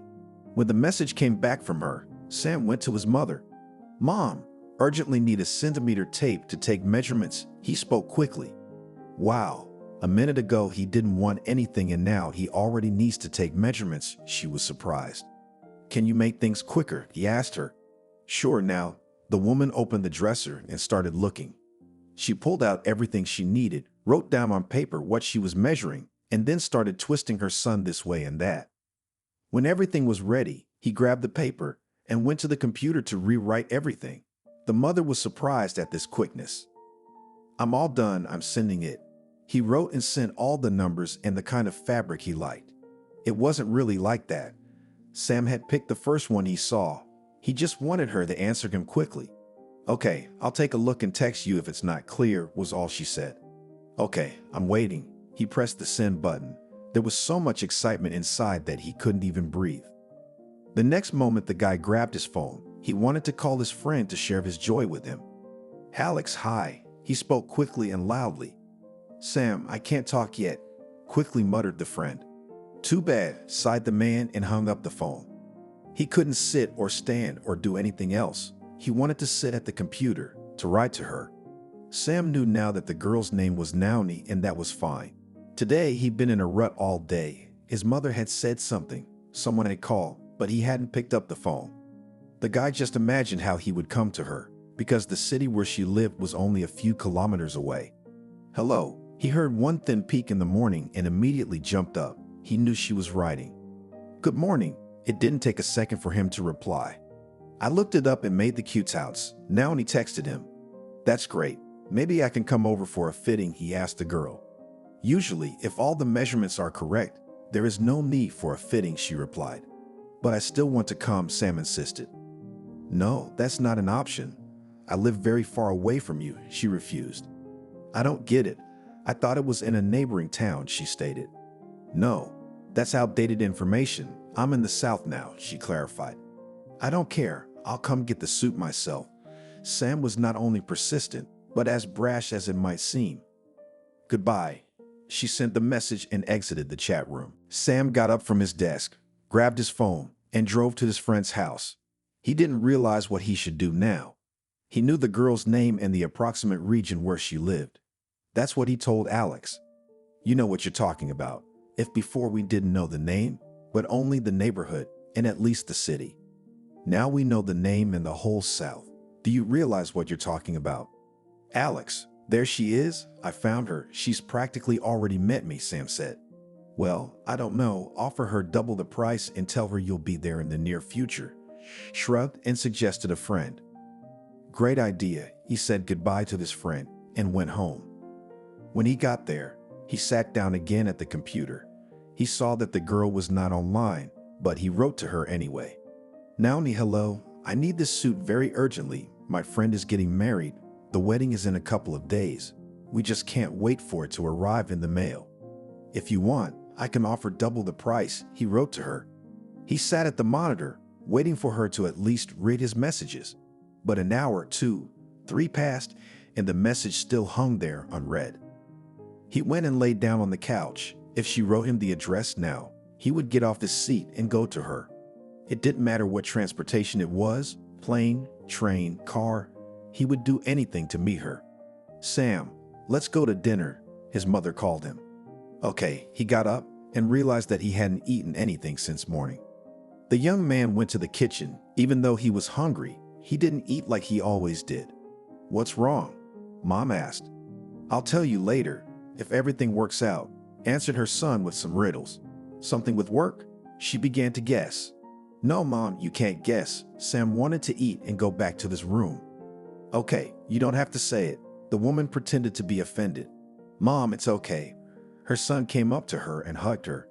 He realized he couldn't tell her anything yet. When Sam got to his room, he saw that not only had the message been read, but there was a reply. He quickly sat down at the table. "Well, if you need it so urgently, you can come over," Naomi wrote. And these were the cherished words that the guy had been waiting for. "Write your address," he wrote it. And now the seconds stretched like hours as he waited for her to reply. And lo and behold, at the top of the screen he saw running dots. That meant the girl was writing. Sam crossed his fingers. And the next moment the address popped up on the screen with the neighborhood, city, street, and house. How happy the young man was now. "Alex, I found her." Without greeting or any introductions, Sam told his friend. "Great. You remember that the wedding is in a month. Will you have time?" reminded his friend. "Of course, and I won't be there alone." The young man was sure. "Wow, you're so confident," his friend marveled. "It's okay." Sam didn't want to talk anymore. "Okay, friend, I wish you good luck. Fly to your favorite stranger, and then I'll wait for you at my party." Alex wanted to say goodbye. "Her name is Naomi," Sam said. "Great," answered the friend. After that, the young man ordered plane tickets. He was ready even to refuse her, just to see her again. "Are you going somewhere?" Sam's mother asked him. "Of course I have to pick up my suit," he didn't tell her. It was only a day away, but the day didn't want to end. There was nothing Sam could do. In the morning, he wanted to do things to make the time pass faster, but that wasn't the case. The minutes dragged on, they added up to hours, but even after that it was very long. "Mom, I'm off." He picked up his bag when it was 6 hours before the flight. "Good luck. I don't know why you're so worried, but I wish you a good flight," she hugged her son. "You have no idea what awaits you if everything works out well." He was confusing her again. "Okay," she pressed her lips together, realizing her son was up to something. Sam was on his way to his favorite stranger. He called her that in his head, even though he knew her name and where she lived. He got on the plane, and in a couple of hours he was going to land in the place where his happiness and love might live. And again time, which in no way wanted to move. And then the young man fell asleep, and he dreamed of her, so tender and beautiful. At the airport, he took a cab. It did not matter how much it cost. He was going to meet his destiny. Naomi was in the yard at that moment. She was doing something. John was sleeping in a stroller. Grandma Anna came in to see her. "Well, how are you?" she asked the girl. "Everything is fine," she shrugged her shoulders. "Any orders?" The woman knew all about it. "Yes, one should come today for a suit," Naomi said. "How to come? You usually by mail?" Anna was surprised. "Yes, but this one insisted, promised double the price." She looked up at the woman. "Wow, so you liked it a lot," concluded the grandmother. Probably didn't know Naomi. She was so tired during all this time that already, and could not speak on any subject. If it had been up to her, she would have given up a long time ago. But she had a child growing up, so there was nothing she could do. Naomi sighed heavily and continued to sit and watch her son sleep. Naomi heard a car pull up to the gate. She realized that other than a guest who needed a suit urgently, no one could have arrived. Naomi went into the house to retrieve what she had made. She took the roll, and as she was walking out, she heard a car pull away. "I don't get it," she said, and walked faster to the gate to see what was going on. Sam, on the other hand, let go of the cab driver at that moment, got out of the car, and with quick steps also walked to the gate. He stood in front of it and waited to be opened. Naomi opened it. At first she didn't notice him, and when she saw him, she immediately began to resent him. "Young man, what kind of joke is this? Why did you let the car go?" Here it is later. She stopped talking and stared at him. Naomi, hi, Sam smiled. This can't be happening. She dropped the suit roll out of her hands. Why can't it be? I've been looking everywhere for you. He took her by the arms and no one cared about the suit bag. Who are you? She cried, at which point the young man pulled her close to him. My name is Sam. I purposely did not tell you anything when we corresponded with you. I wanted to come, he explained to the girl. Let's go inside, she said, as if something was about to happen. Okay, he followed her.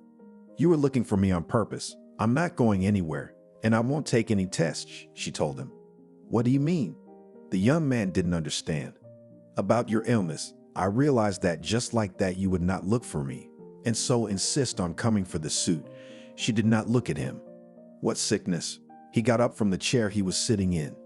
Are you going to fake it now? She looked at him as if she wanted to destroy him with one look. Naomi explained, I don't understand anything. He approached her. No need to. I already succumbed to your charms once. She tried to remove his hands. I don't understand anything. Tell me everything. It seems to me that it's not enough that you and I didn't know each other. So you're accusing me of something else. He looked at her, and the girl saw that the guy really didn't understand what she was saying. Then in the park, she stopped talking and turned away because she felt ashamed again, even though it had been so long. Well, what then in the park? He remembered that, and further, what she was accusing him of, it was unclear.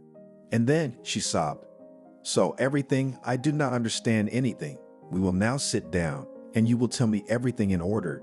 He pulled her behind him and put her not on a chair, but on his lap. You really don't know anything. She couldn't believe it. Naomi, when she saw him at her gate, had thought he had been diagnosed with an illness, and now he needed to bring his partner to get tested too. That's why she was acting like this now. I'm listening to you carefully, muttered Sam calmly. Okay, then on the bench, she didn't have time to finish. He interrupted her. I remember that, and I've heard it more than once today. He wanted more than that. They never saw each other once after that, neither he nor she. They didn't know each other's names. What could be the complaints? So you told me that night that you were in our neighborhood at the dentist. She looked at him. I had been. He remembered those words, but he didn't know what she was getting at. The next day, they called everyone there for dental treatment because she couldn't say why. Well, he waited. They found HIV. They had to take tests. She finished her sentence. So what next? He still didn't understand what story she was telling him. You don't understand. There was a sick person there, and you were treating teeth. She didn't finish. She thought he would understand. You thought I was in that clinic and you were infected. He finally got it. Why not? She was sitting with her back to him. Yes, I was in that clinic, but not on that day, but before that. And in fact, if that was the case, I would have been called. You leak contacts there. He pressed her against him and laughed. What you mean? She turned to him. Yep, he nodded, not yet knowing what she had done to cover it all up. Here I am. She covered her eyes with her hands. Uncomprehending, he turned her towards him and took her hands away from her face. You have no idea. And she told him how she had written a letter to her husband, how she had come here, looked after her aunt. Well, you have no idea. The young man didn't know what to say. Wait, she pulled away from him. What? He didn't understand how that could even happen in life. My God, she cried. At that moment, the doors opened and Baba Anna entered the house. Naomi, he's awake, he's hungry, she said. Let him hear. Got up from the lad's knees, the girl, and went towards the woman. Yeah, she left and came back a minute later with a baby in her arms. Sam watched all this action and thought he was too late. His beloved stranger was already married and had a child. He even got up and went into the kitchen so as not to disturb her feeding. After that, he stood and thought what to do now. Apparently, he really let the cab go for nothing. Naomi came out to him a few minutes later. She looked at the young man and smiled. You know what they say about coincidences not being random. She couldn't stop smiling. I don't get it. He stared at her. Today in this house, whatever sentence was a mystery to him. It's your son. She lowered her gaze. What do you mean? He furrowed his brow. Now the worst thoughts of the one he had idolized in his head for so long came to mind. Like this, she spread her hands. Then the girl knit him by the arm and led him to the table.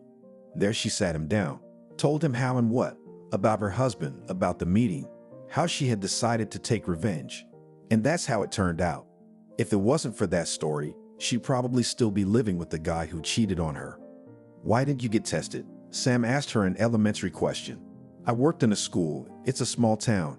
I didn't need to explain further. Oh, you poor thing. Why did you leave so quickly? If I'd known your name, I would have found you by now. He hugged her again. Sam, what are we gonna do? She asked him that question, and then she pulled away. What are you doing? He didn't understand her again. I said we, although I don't know. Maybe it's a coincidence again today. She looked at him fearfully. What are you talking about? How many months I've been looking for you? My friends helped me. I know all the girls in the city by sight. He did not deceive her. Do you know how afraid I was of this disease that I still have not registered John? The girl confessed to him. That's great, but now he will have a normal middle name, smiled the young man. I'm afraid not if Evan hasn't divorced me. She lowered her gaze again. That's okay. Know that you'll be fine from now on. Sam pulled her close again. Have you been thinking about me? She couldn't believe that everything that was happening right now was true. You have no idea how. He wouldn't let her go. I couldn't stop thinking about you at first either. I've always been modest. I've never done anything like that. I've never even kissed in public, she confessed to him. Well, we were not in public. He remembered how she had an ice cream over her lip, which he wanted to remove, leaned over and kissed the girl. At that moment, Anna entered the house again. She looked at the young people and could not understand anything. Is your husband yours? She asked, pointing at Sam. No, but she looked up at him. I'll be there soon. He turned to his grandmother and smiled. Great. Get her out of this neck of the woods. The girl has talent and she buried it here. The woman stopped talking. Do you want something else? He realized that there was a continuation in this tirade. Will you accept her, son? Baba Anna let her eyes go. He's mine, Sam said calmly, not doubting it. What do you mean? The woman turned to Naomi. I'll tell you later, the girl promised, though she knew she never would. All right, stay. The grandmother waved her hand at them and left the house. Are you coming with me? He asked the girl. Where to? She wondered. To where I live, he said calmly. I don't know. She turned to the bed where her son was sleeping. Naomi, this can't be happening. I've been coming to this for so long. He snuggled into her shoulder. Okay, I promise to think about it, she said. Okay, I have a friend's wedding coming up. I ordered you a suit. That's the only reason I found you. In fact, you could say it was my mother who showed you to me. He sat back and smiled. Oh, it wasn't on purpose, she sighed. Of course, I just saw you. I decided to meet you by any means necessary. He pulled her to him again and hugged her.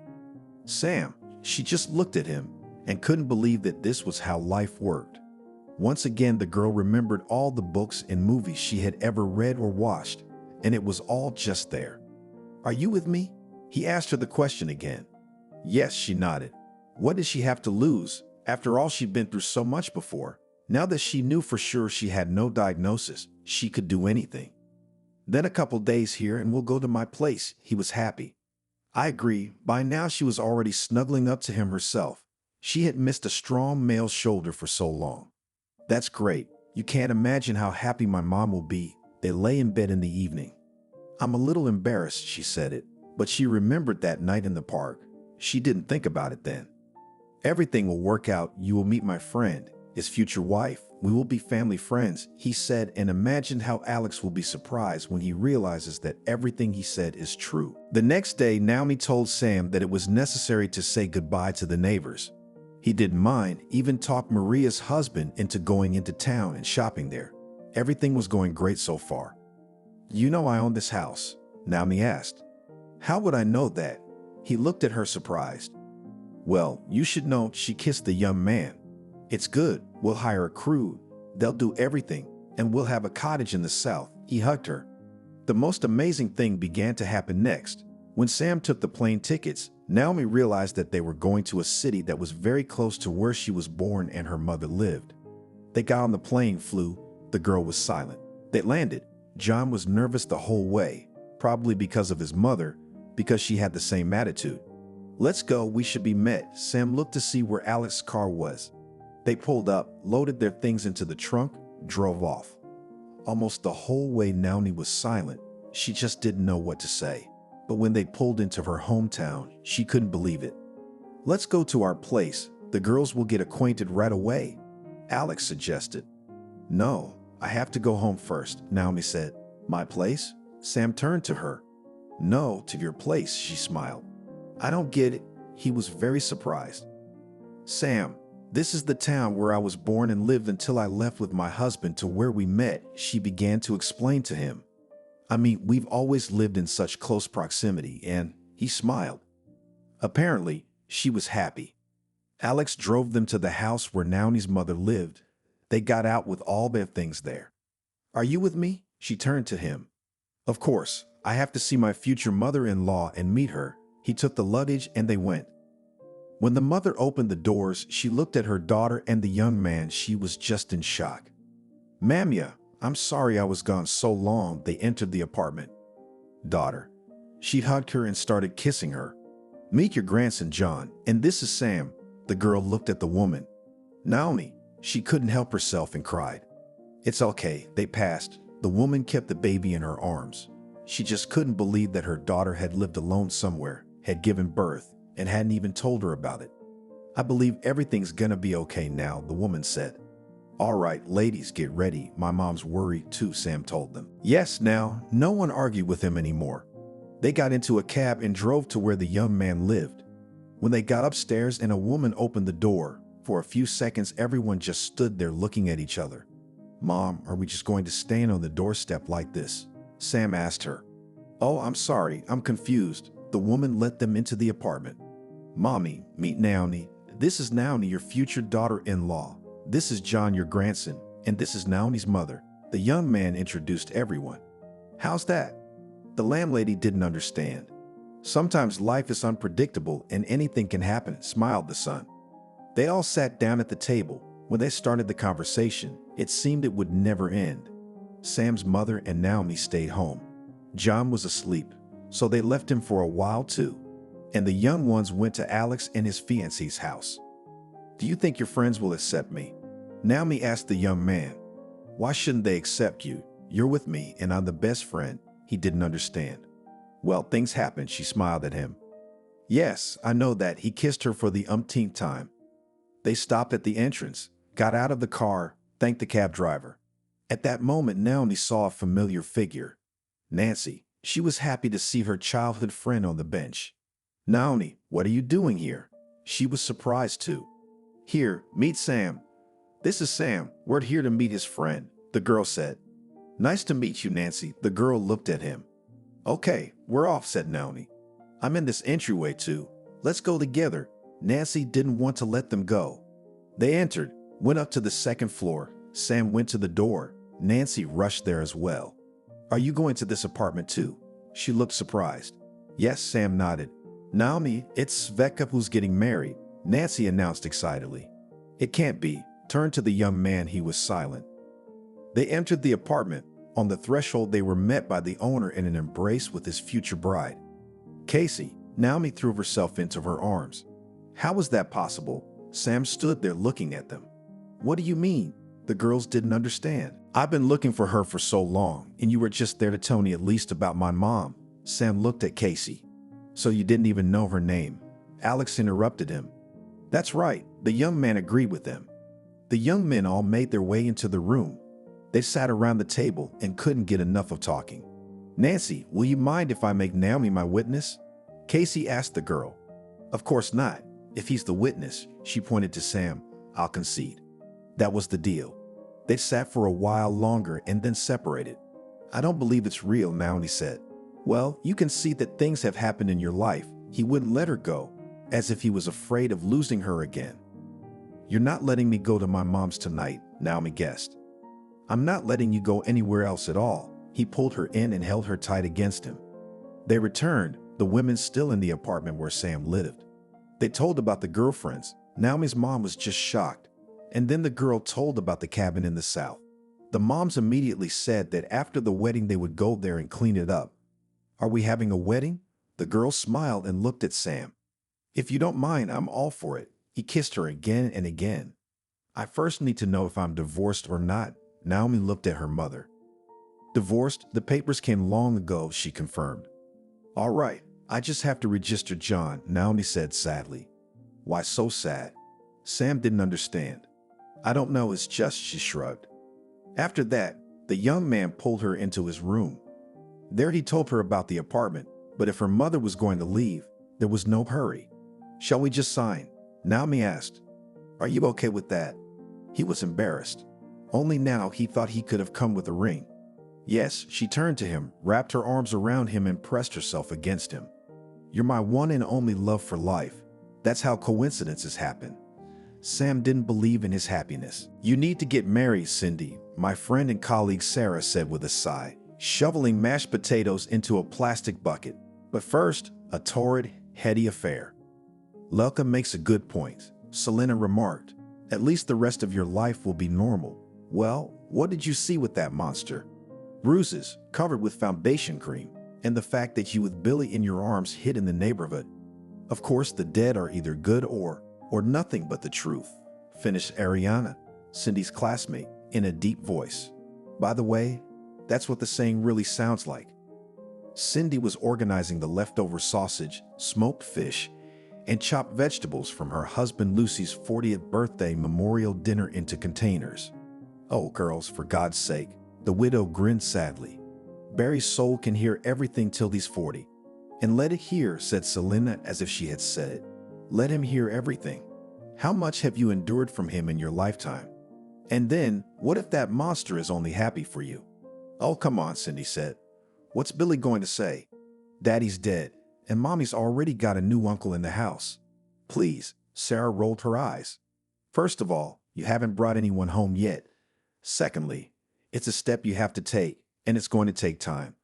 A year from now, and no one will judge you. How old is your Billy now? 12, the widow replied with a sigh.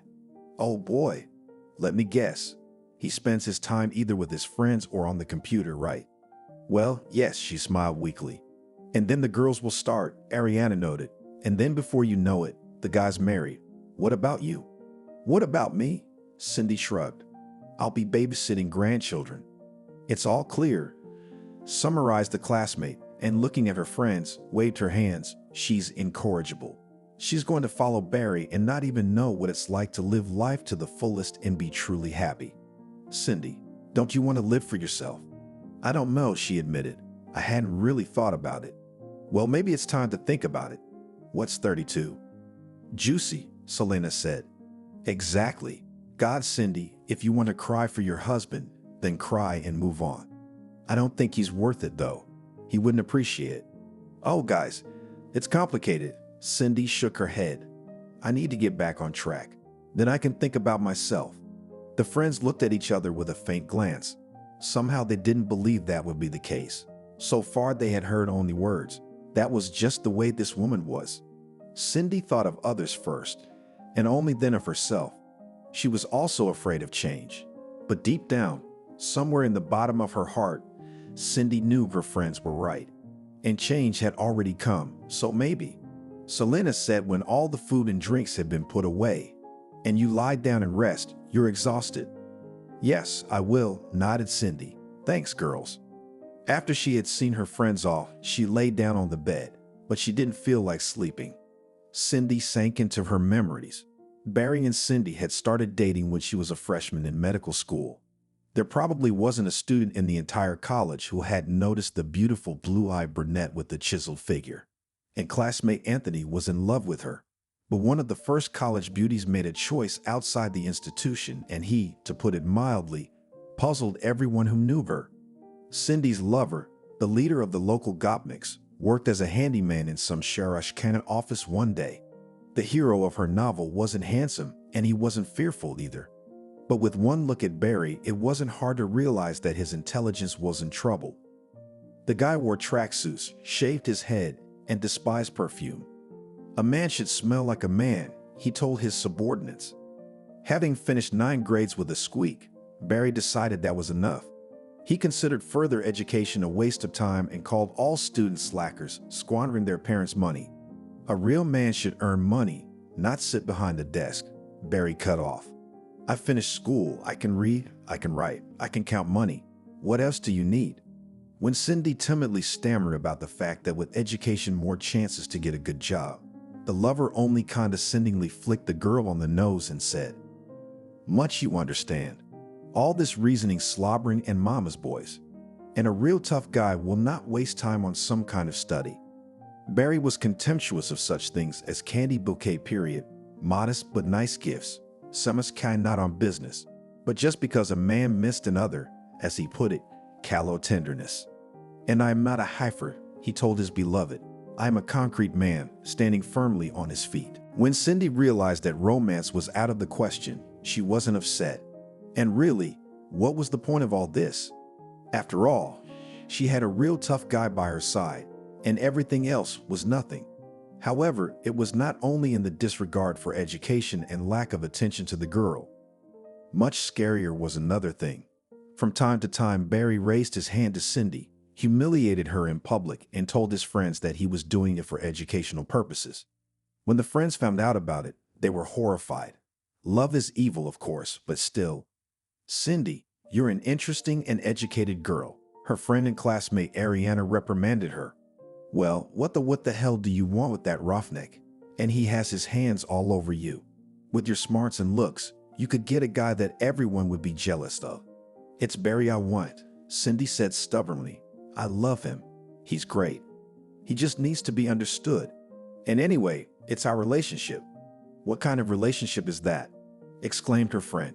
"If he lets himself raise his hand to you now, what will happen if you, God forbid, get married?" "Why, God forbid?"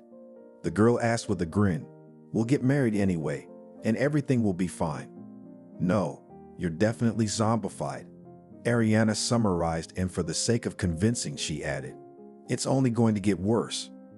The two friends had a big fight and didn't speak to each other until they graduated from high school. Then their paths parted for some time. Angelica, the girl's mother, also shook her head in bewilderment. "Cindy, you're beautiful," she said, putting ointment on her daughter's black eye. "Aren't there any decent guys in college?" "Probably there are," shrugged the girl in love, "but I don't like anyone. Their ponytails and bob, yuck, and they're all kind of stiff or something. Excuse me, please. Basically, if I may, boring. What's wrong with that?" Angelique wondered, thinking, that Barry seems to have thoroughly brainwashed her. That's just the way people talk, in case you didn't know it. Besides, guys are in school, which means they're thinking about tomorrow. In about 5 or 6 years, they'll cut their ponytails and brown hair and smile about their college image. And they'll be dressing up their wives like dolls and taking them on vacations. "We'll be fine too," Cindy argued. "Yeah," Mother snorted. "And what, I wondered, good things were in store for you. Domestic violence and poverty, and mind you, they don't change. Unless you're 60, when you won't have the strength to swing your fists." But Cindy wasn't convinced by any reasonable arguments, especially since she had an ally in Barry's mother. A few years ago, Betty had married and bore her young husband a son and a daughter. The grown son immediately became an extra in the apartment, and the happy wife and mother tried her best. Betty had 2 older children, daughter Veronica and son Arnold. Both of them already had families of their own. Now it was up to Barry. "He's a good kid, just a hothead," Betty advertised of her troublemaking offspring. "Barry just needs a woman to steer him in the right direction, and he'll be different in no time. Tame and domestic." Cindy befriended Betty, not even realizing that the cunning woman was using the knave girl for her own purposes. But it was clear to those around her. "Wake up."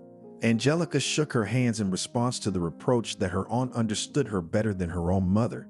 "She sleeps and sees how she could get her treasure and send her away from home. Well, and in your eyes, she wants to seem like a cool, democratic aunt. Why? It's convenient to be kind at other people's expense. But where will her kindness go when it comes to business?" "That's not true," Cindy said. "No. Aunt Betty's a good person." "Aunt Betty's a phony," the mother said, lamenting how blinded her daughter's eyes were. "It's all love." Harvey, Cindy's father, threatened to beat up his daughter's beau, but his wife only sighed and said, "It's no use. It's no use." "But we got to do something," he exclaimed. "What, Harvey, what?" "Until Cindy realizes what she's in for, nothing will change. In our situation, only time will make things right." And it has, not the way Cindy's parents expected. One day, Angelica got a call from Betty saying they needed to talk. About what? The girl's mother asked calmly, but a bad feeling had already taken hold of her. Let's not talk on the phone, replied the parent of the hated Barry. Could you and Harvey come over at 7 o'clock? Well, all right. With Harvey? The poor woman pondered what that meant, but as it was, only one thought came to mind, and it was not a happy one. All right. Why guess in vain? She finally decided. Angelica's worst fears were realized. When she and Harvey arrived at the Wesleys, the young ones were informed that Cindy was already 12 weeks pregnant. Angelica fearfully covered her mouth with the palm of her hand, and Betty said, "Tomorrow our babies are on their way to apply." "Oh my God," Angelica had exclaimed. "That's what I was afraid of." I couldn't tell from the look on Harvey's face that he was excited about the prospect of becoming a father-in-law either.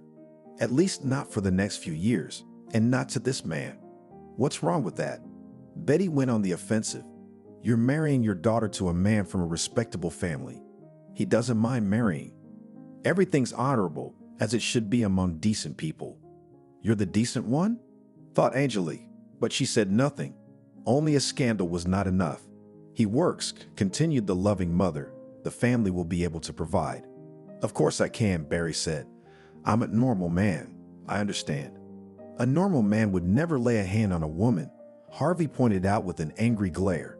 He'll change, Betty said, poking her son in the side with her elbow. I'll change, he repeated obediently. Yes, but studying, the mother-in-law whispered. What about school? Betty snorted. No one suggests dropping out of school. Really? Angelica sarcastically exclaimed and turned to her daughter. Do you realize that your husband will not let you study? You will go on sabbatical leave, and something tells me that you will not come out of it. She will be transferred to the correspondence department, triumphantly declared the future sister-in-law. Remembering that, except for 9 grades of secondary school, Betty had not received any education, Angelica grinned. Otherwise, she would have known that correspondence courses are not available for every specialty, and it certainly does not apply to medicine. I wonder how it is possible to study medicine by correspondence. Angelica asked her daughter, why don't you say something? Enlighten Aunt Betty. Cindy sat with her head down. I'm not going to go into academia at all, she said. I'm going to go to classes and take care of the baby. Oh, you're a sweetheart. Her mother shook her hands. And how do you imagine it? Who's going to take care of the baby while you're at school? I, as you know, work. Then you can work all you want.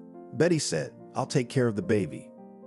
Angelica could hardly believe it, but being a smart woman, she preferred not to say anything. What was the use of letting her stilettos go? It would only turn her daughter against herself. Cindy needed a mother's support right now. It was clear that nothing good would come out of this marriage, but why kill the girl? It's wiser to save your strength for the future, and it will come in handy. I see that you have already decided everything, said Angelica.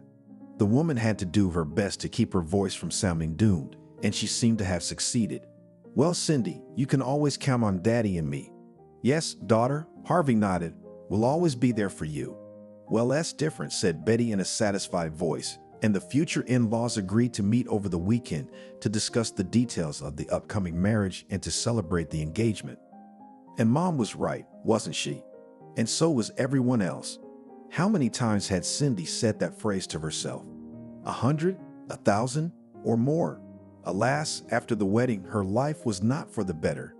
The bride's parents had insisted on celebrating the marriage in a cafe, but Betty had snorted dismissively. Why spend money when you can leave it to the young people to live on? A wedding can be celebrated at home. That's the way it's been done for centuries. The first day was celebrated at the groom's house, the second at the bride's house. When Cindy learned that the wedding party would be held at home, she was disappointed, but she didn't let on. Maybe it's for the best, she thought.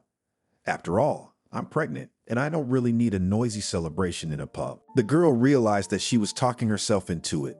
After all, the wedding, which is a lot of young people, cannot be quiet and rank. But the main thing is that we love each other, Cindy summed up, and the argument seemed to her quite weighty. Cindy's health left much to be desired, and the cheapest and not too elegant dress, bought by Valerie, emphasized her interesting position. The happy groom now and then unceremoniously and without a hint of tenderness to the future baby grabbed Cindy's belly, and at the same time looked proudly and meaningfully at his friends. "Look at me, I'm an eagle." Cindy was terribly unpleasant, but then she wrote it all off to nervousness, which is normal for a bride who is pregnant. The happy newlywed had been drinking himself to shreds and behaving outrageously. Barry squeezed the bride, and she, instead of making a remark to her new husband, smiled strangely, as if begging the guests to be more lenient. He kissed the lips of all the women present, sprinkling them with thick booze. And when the boyfriend of Elizabeth, Cindy's college friend, said that it was wrong to do that, he exclaimed indignantly, "Do you know who I am?" "I warned you," the young man said with an undercurrent of menace, and walked away, not wanting the conflict. At the end of the evening, the newlywed climbed up on the table, took off his jacket, and threw it on the floor, waving it vigorously in the air. "I married an awesome hottie today," he shouted. "I did it. I'm the coolest alpha male ever. Yo ho ho ho whoa." His friends whistled back so encouragingly that the guests' ears popped. Cindy wanted to cry. Barry, either accidentally or in a fit of emotion, kicked a vase of Olivier. The salad instantly landed on his father-in-law's new suit, who was standing nearby. Harvey's face turned purple with anger, but not to spoil his daughter's holiday. Though what was going on looked less like a party than anything else in the world. The father of the bride looked at Angelica and realized that his wife had obviously thought the same thing. This was not how they had envisioned their only daughter's wedding. Cindy looked at her parents and looked down at them. "Dreaming, you idiot, of a beautiful wedding." She mocked herself. "Enjoy it." The second day of the wedding, according to tradition, which so honored Betty, celebrated in the apartment of the bride's parents. After the party, the guests took a stroll through the city. The bridegroom had done well here too. He walked with Cindy in his arms and shouted obscenities to the approving cackling of his gopnik friends. "It's nothing," Betty said soothingly. From now on, the mother-in-law would take a moment to make fun of him and calm down. "It's a wedding after all." "Yes," the daughter-in-law nodded with a forced smile. "I understand." She wanted so much to believe that what Betty had said was true and that everything would be all right. But just as Ariana, with whom they'd already reconciled, had predicted, things had only gotten worse.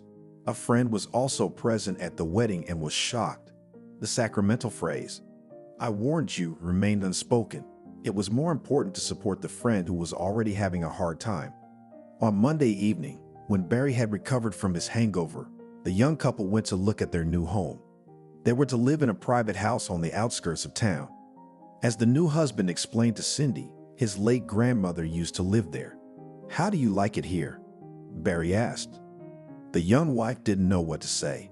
The impressive layer of dust and numerous cobwebs, to put it mildly, did not inspire enthusiasm. "Well, it's okay," Cindy replied hesitantly. "I don't get it," the husband said with a barely perceptible but still threatening tone. "What's wrong with you? It's not like you're a lady. You can clean, wash, and all that." "But won't you help me?" she asked confusedly. "Listen," Barry answered carelessly, "it's your woman's business. My mom handled everything on her own." Yeah, I think that was the first time Cindy had ever thought unflatteringly of her mother-in-law. She was especially good at giving birth like a wind-up. At this point, Cindy feared her hubby might beat her. Judging by the look on Lucy's face, that was exactly what he intended to do. At least, that's what he was thinking of doing. Cindy knew the tone and the stare all too well, so she prudently decided to stay out of it. "Well then, I'll do it too," she said, trying to sound cheerful. "What was I saying?" Barry said in a patronizing tone. "No, of course I'll help you move cabinets, beds. I'm not a complete moron. I realize you need to keep our son safe." "Why a son?" the young woman asked with a smile. "What if we have a girl?" "Real men are born only sons," condescendingly said the husband. "That's it. I've shown you the work to be done." When they got back to the Weasley's house, Betty asked her daughter-in-law, "How do you like the house?" "It's a good house," Cindy nodded discreetly. "Oh my," her mother-in-law said smugly, "you'll have your own place. Imagine what would happen if you married some college kid." The daughter-in-law only shrugged her shoulders. "That's right, nothing good," Betty summed up in her favorite triumphant tone. We be living in rented apartments, and with us everything will be fine. And the main thing is that Valerka loves you very much. Who knows, maybe Valerka really loved his wife, but it seems he kept it carefully hidden.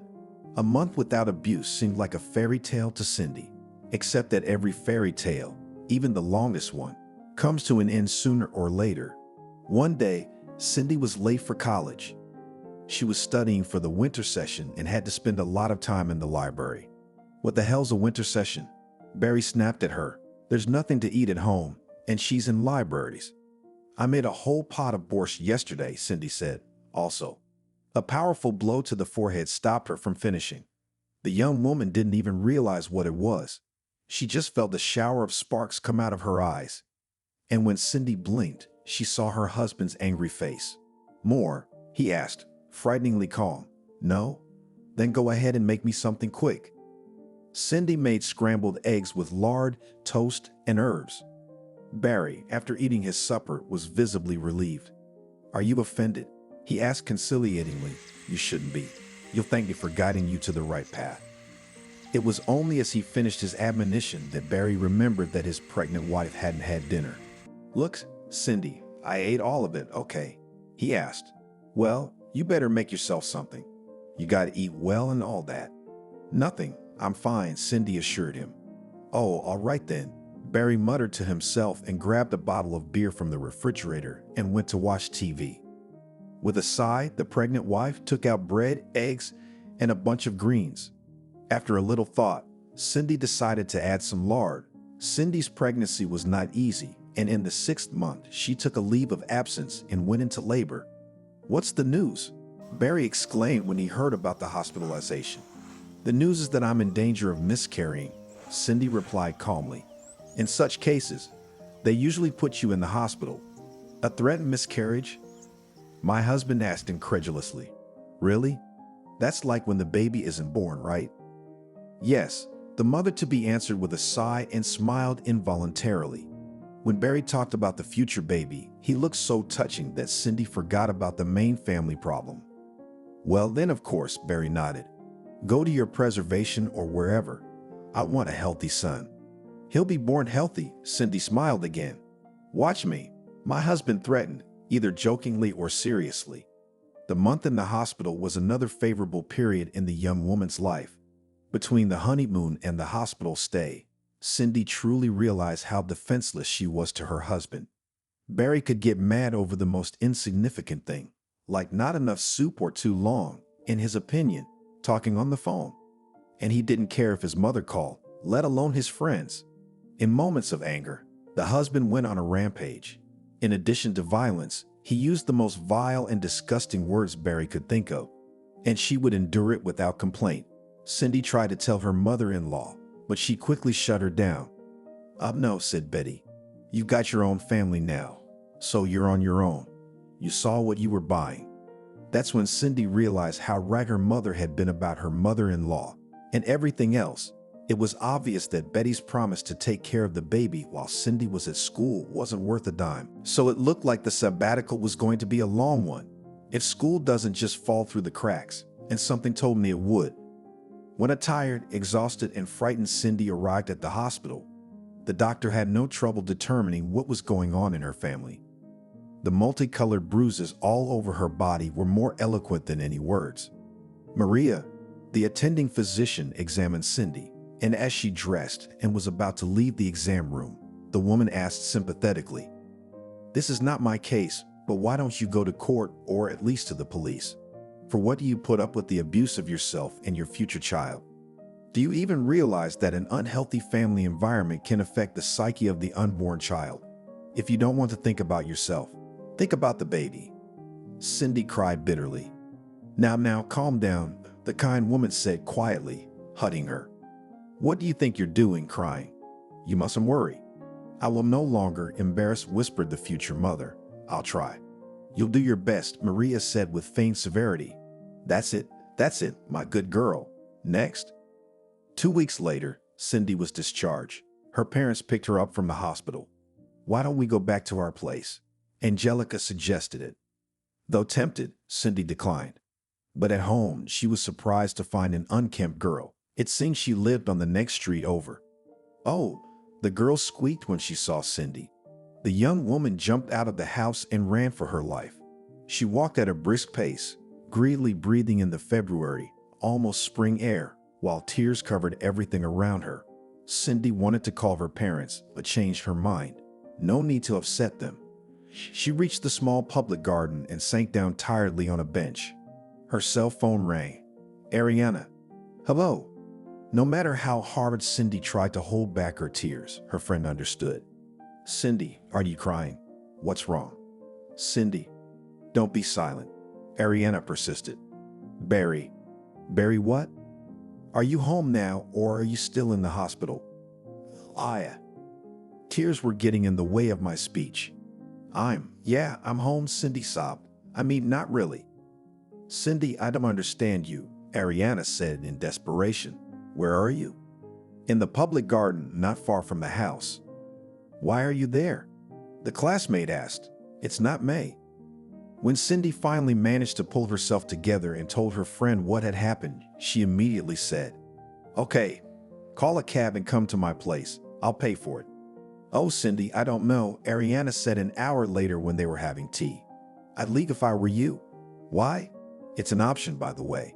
Your parents are good, and they'll help you raise your child. Well, nothing good awaits you. Not only does he have his hands out, but he brings all sorts of weirdos into the house. God forbid, she bring in some kind of disease. Cindy sighed. Easy to say, but hard to do. Though it seemed easy to pack her things, move back to her parents' house, and then file for divorce. But now she realized that domestic tyrants, it turns out, are excellent psychologists. They morally pressurize their victims, skillfully using both the stick, that is intimidation and threats, and carrot.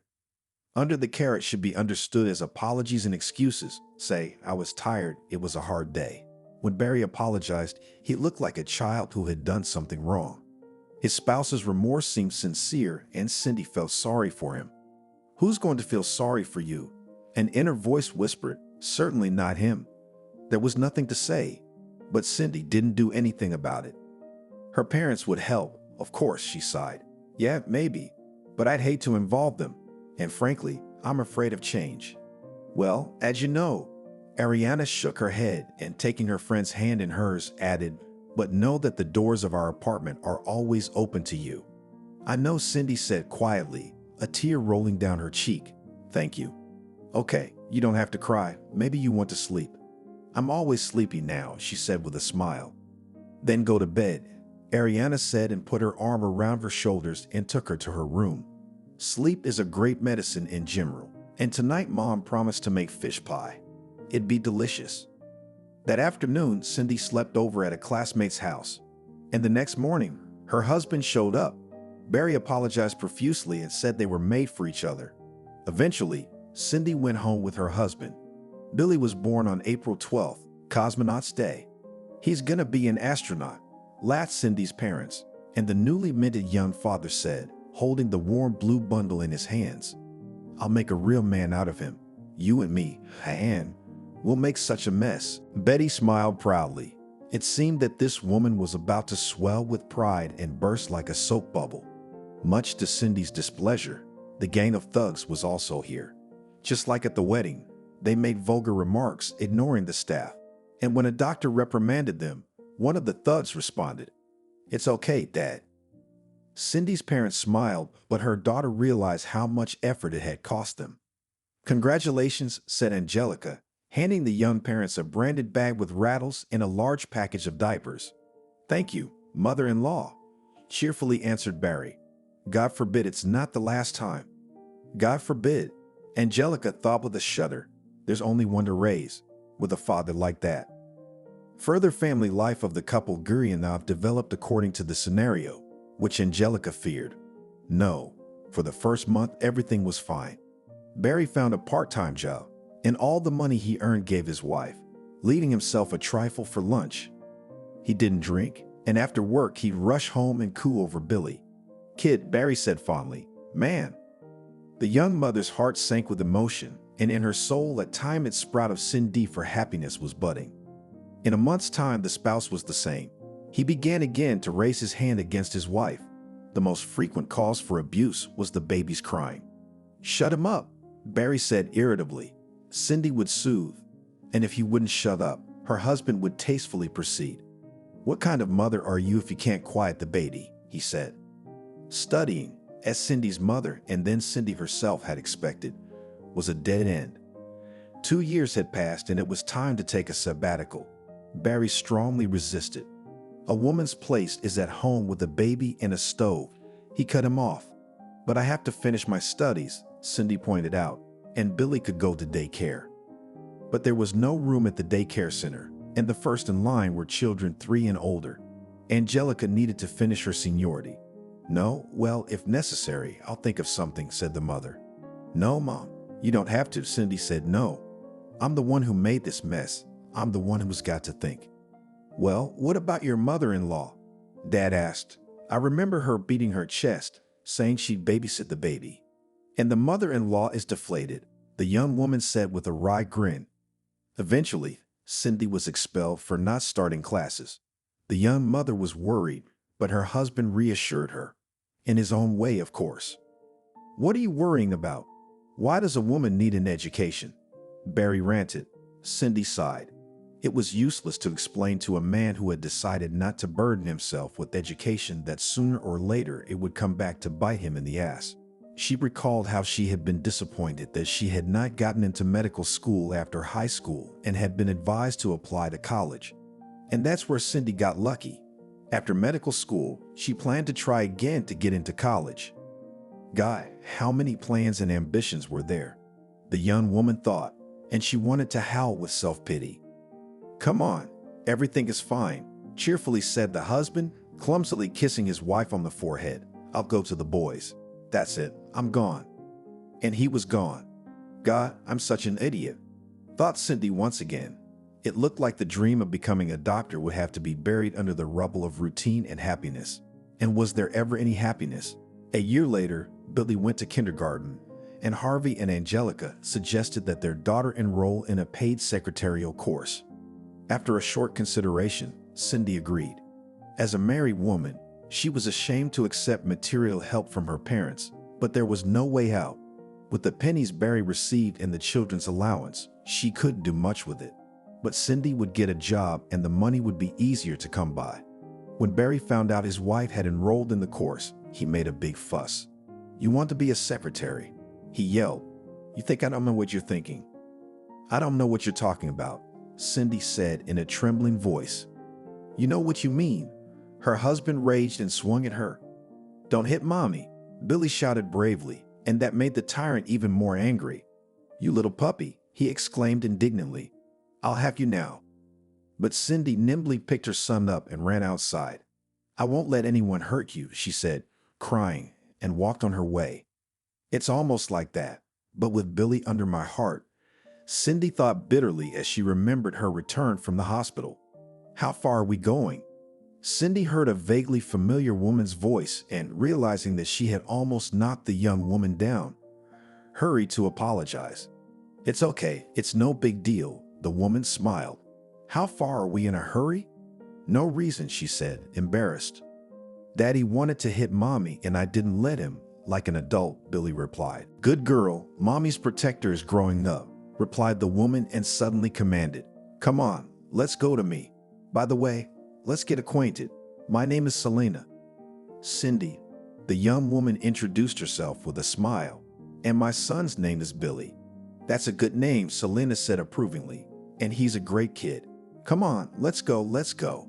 Selena lived in the alley that led to the end of their street. "I haven't seen you around here before," Cindy said thoughtfully. "Maybe not," nodded the new acquaintance. "I've been here a little over a month. My grandmother was buried 6 months ago, so I took the inheritance. There's that house." "Oh yes," Cindy nodded, remembering the old woman who used to live here. "I think her name was Martha and she hadn't been out of the house lately." "Do you often run away from your husband like that?"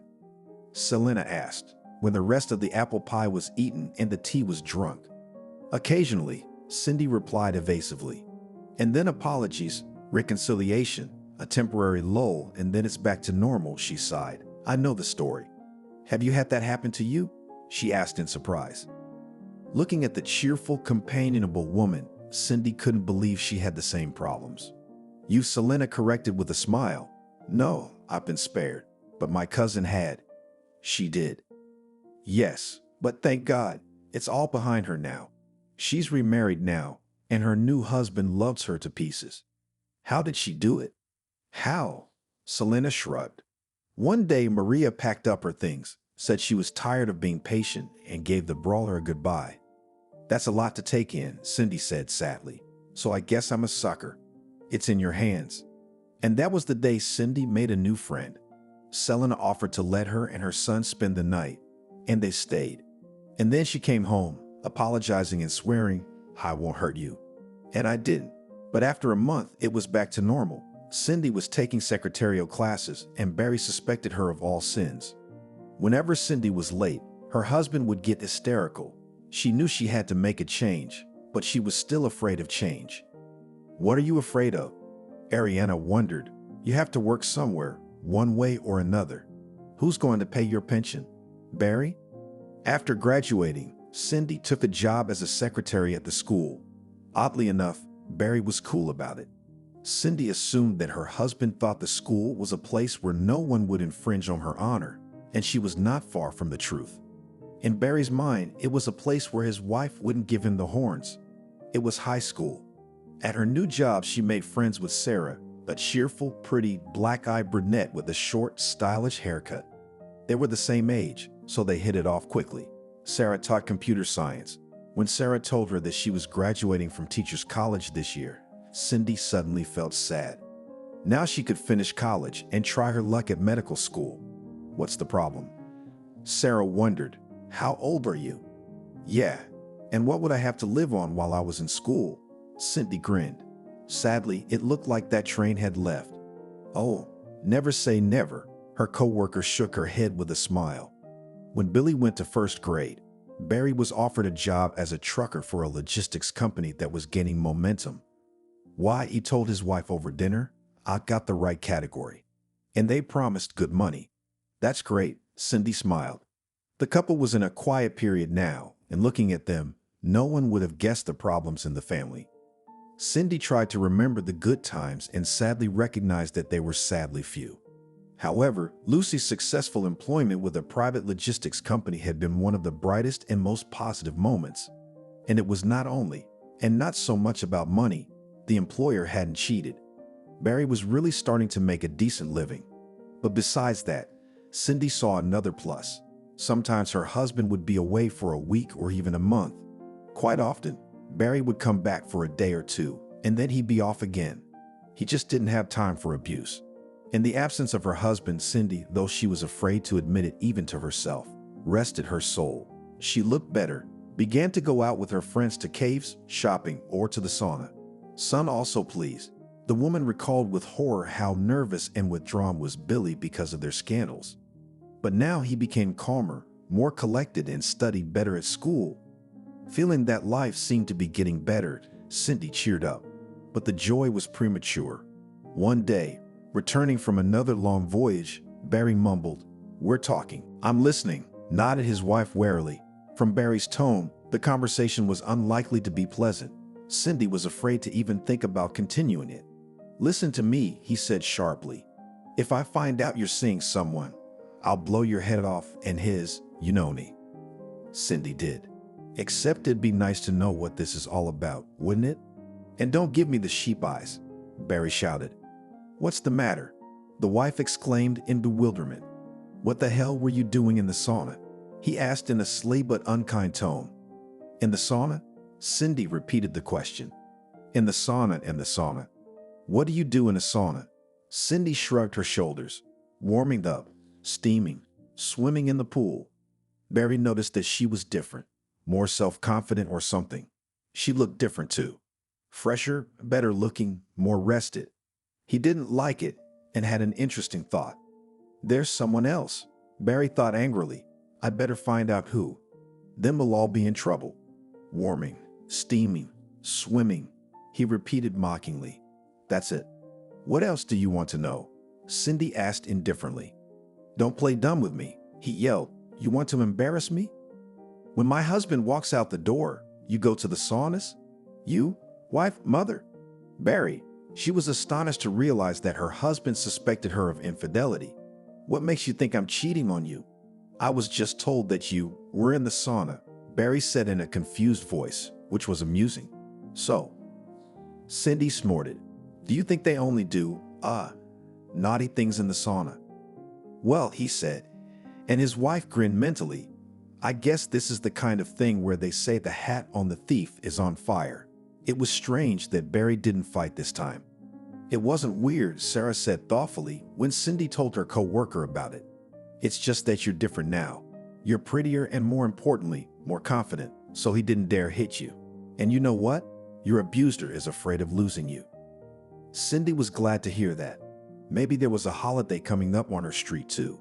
Cindy returned from her lunch break and was taking her desk when she received a call from an unfamiliar number. Hello, we don't know your name, said the caller. Are you Barry's wife? Yes, that's correct, answered Cindy. I'm sorry, but your husband was killed in a car accident. Would you be able to come down for a lineup? Yes, of course, she replied, and suddenly a pair of golden red goosebumps flickered in front of her eyes. Must be the pressure. Cindy grimaced and rubbed her temples. The principal came into the waiting room. Are you all right? Boris Mikhailovich asked, looking at her intently. Yes, no, my husband died. At her husband's funeral, Cindy had mixed feelings. She was truly sorry for Lucy, who had died in the prime of life, but listening to herself, she realized that she did not feel deep sorrow as befitted a widow. Apparently, my love has burned out, the widow decided. Cindy tried to cry at least for the sake of decency, but no matter how hard she tried, she couldn't squeeze out a tear. She looked at her son. Billy was as serious as ever, and he wasn't crying either. The mother-in-law walked up to them. If Cindy hadn't known it was her, she never would have believed it. Betty was graying, her face was completely white, and there were deep creases in the corners of her mouth. How are you? Cindy asked sympathetically, intending to hug Betty. She's still asking. Her mother-in-law roared, her voice sounding frightening. Aren't you ashamed of yourself? You're the one who drove him into the coffin. What are you talking about? Cindy was stunned. I'm telling you what I know. If it wasn't for you, he wouldn't have gotten that damn job. You're the one who couldn't get enough money. Damn you! Damn you! Damn you! Screamed the inconsolable mother. Billy blocked his mother with himself and said bravely, It's not true. Mom, calm down, son, Arnold reassured Betty. Cindy, for God's sake. I'm sorry. You realize? Yes, of course, she nodded. Of course I do. Arnold and some other guy took the sobbing woman away, and Cindy clung to Pasha and whispered, My protector. And then she let the tears flow. A couple days later, Cindy called Betty. Cindy, she said in a muffled voice, I'm sorry. I didn't know what I was saying. And I'm sorry about Barry too. He's been a pain in the ass. Oh no, my sister-in-law exclaimed. He who remembers old times is the one who's out of sight. You're kind, sighed Betty. Nadenka, here's something else to call. I've been thinking, let's all come to my place for 9 days. Okay, agreed Cindy. I'll talk to the girls. They'll help with dinner. That'd be great. Thank you, daughter. The 40th birthday party was at the house where the young Guryanovs lived. Daughter, said Betty when the women were alone, you can live in this house as long as you want. I bequeathed it to my granddaughter. It's a place to live. Thank you, Betty, Cindy replied, and the women hugged. Don't forget the old woman, she smiled sadly. Of course, smiled back at her sister-in-law and another. If you need help, don't hesitate. We're not strangers after all.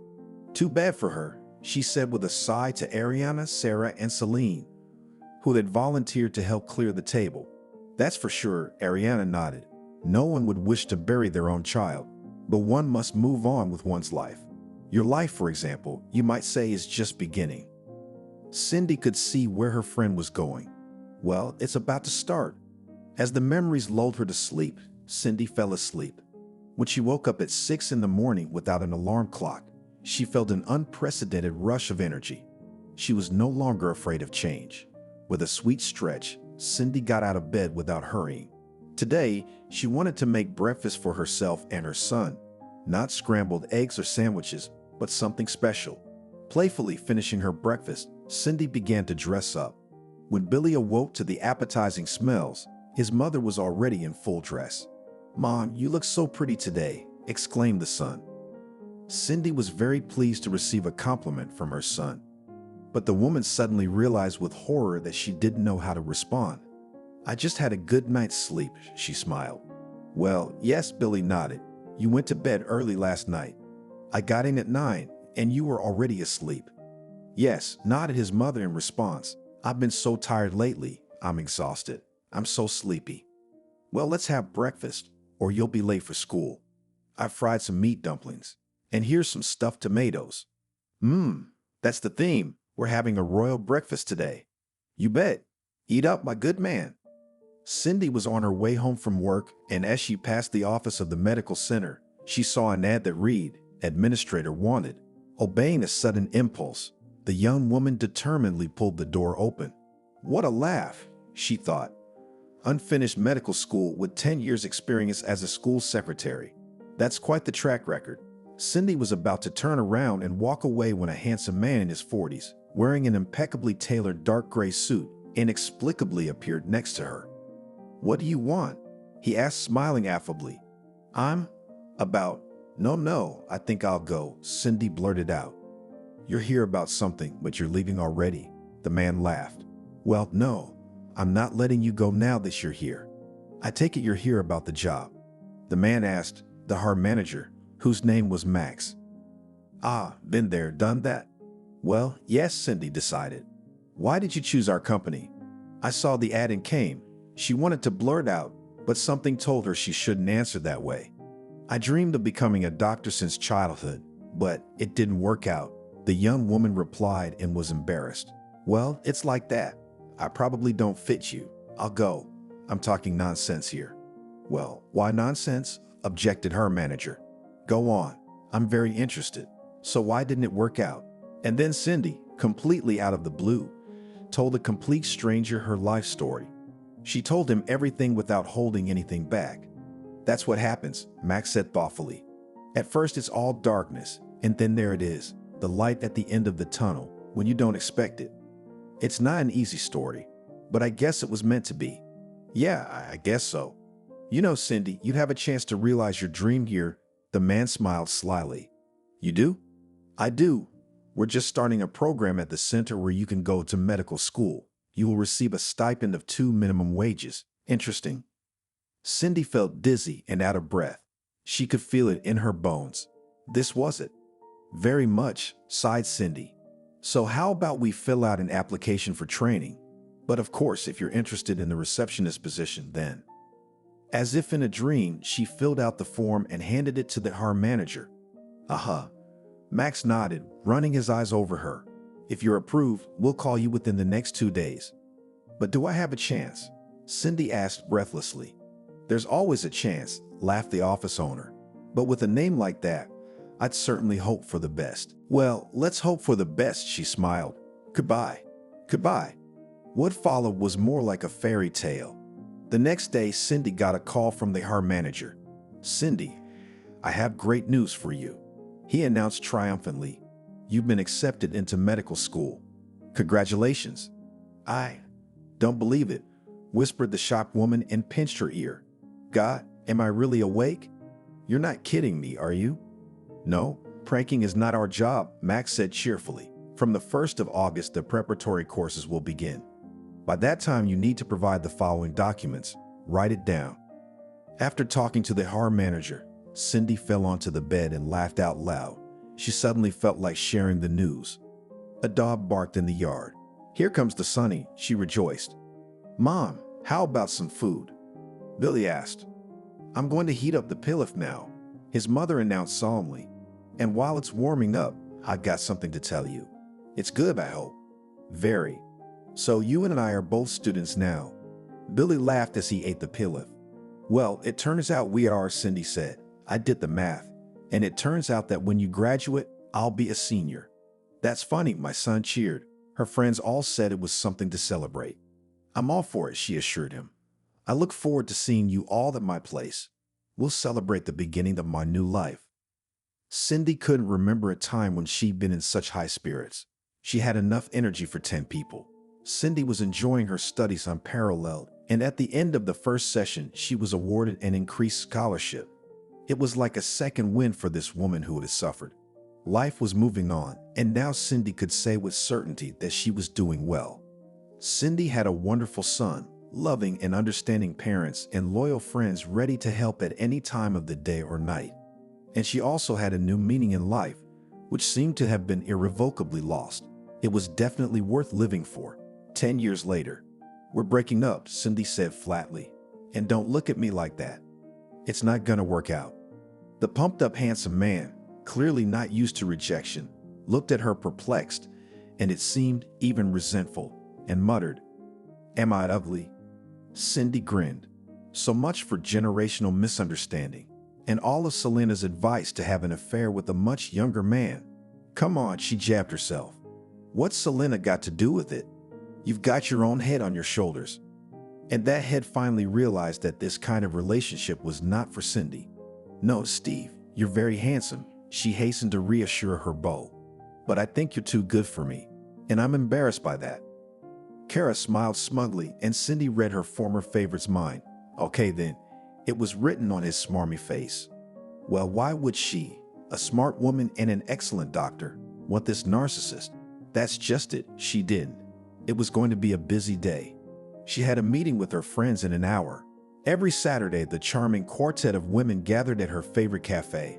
The ladies drank wine and discussed the events of the past week or the issues on the agenda.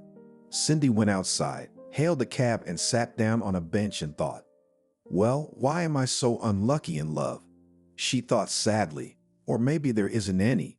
When Cindy graduated with a red diploma, she had no trouble finding a job. The medical center needed a therapist, and she was invited to work there.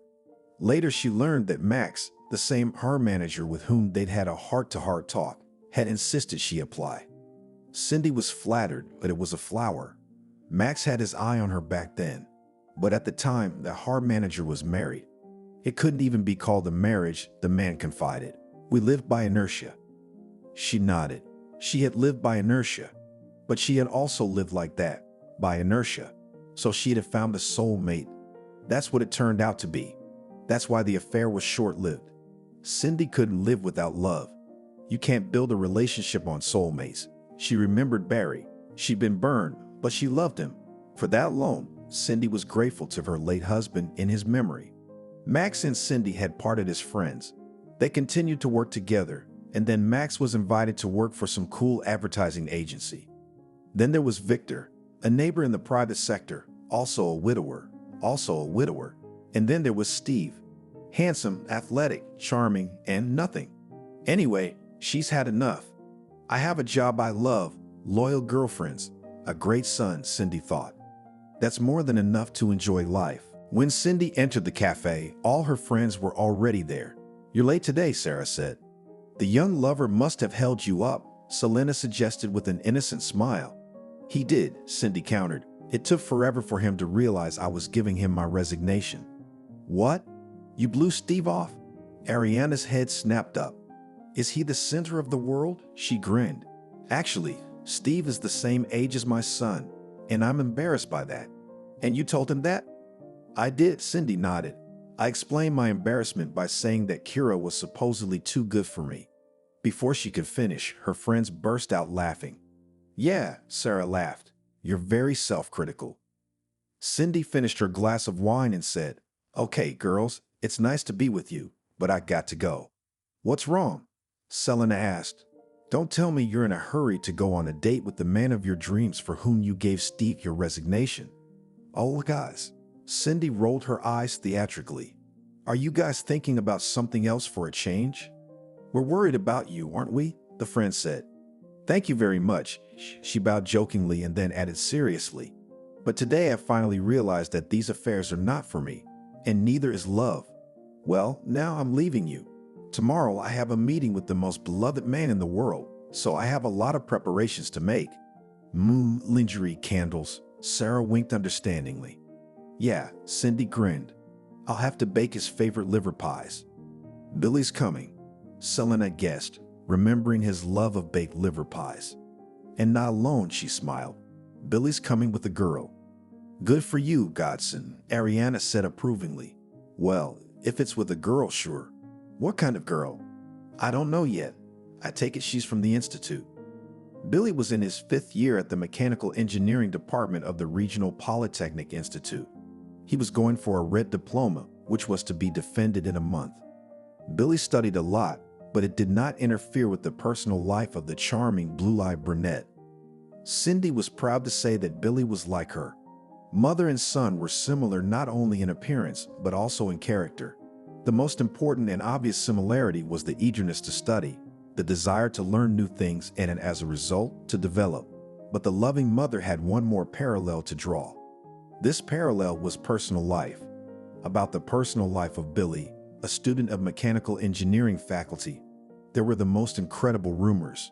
The tall and handsome brunette liked not only female students, but also graduate students and young female teachers. At the same time, no one had ever seen Billy with a girl, and this gave rise to a lot of rumors. Some said that Wesley was an Alfonso.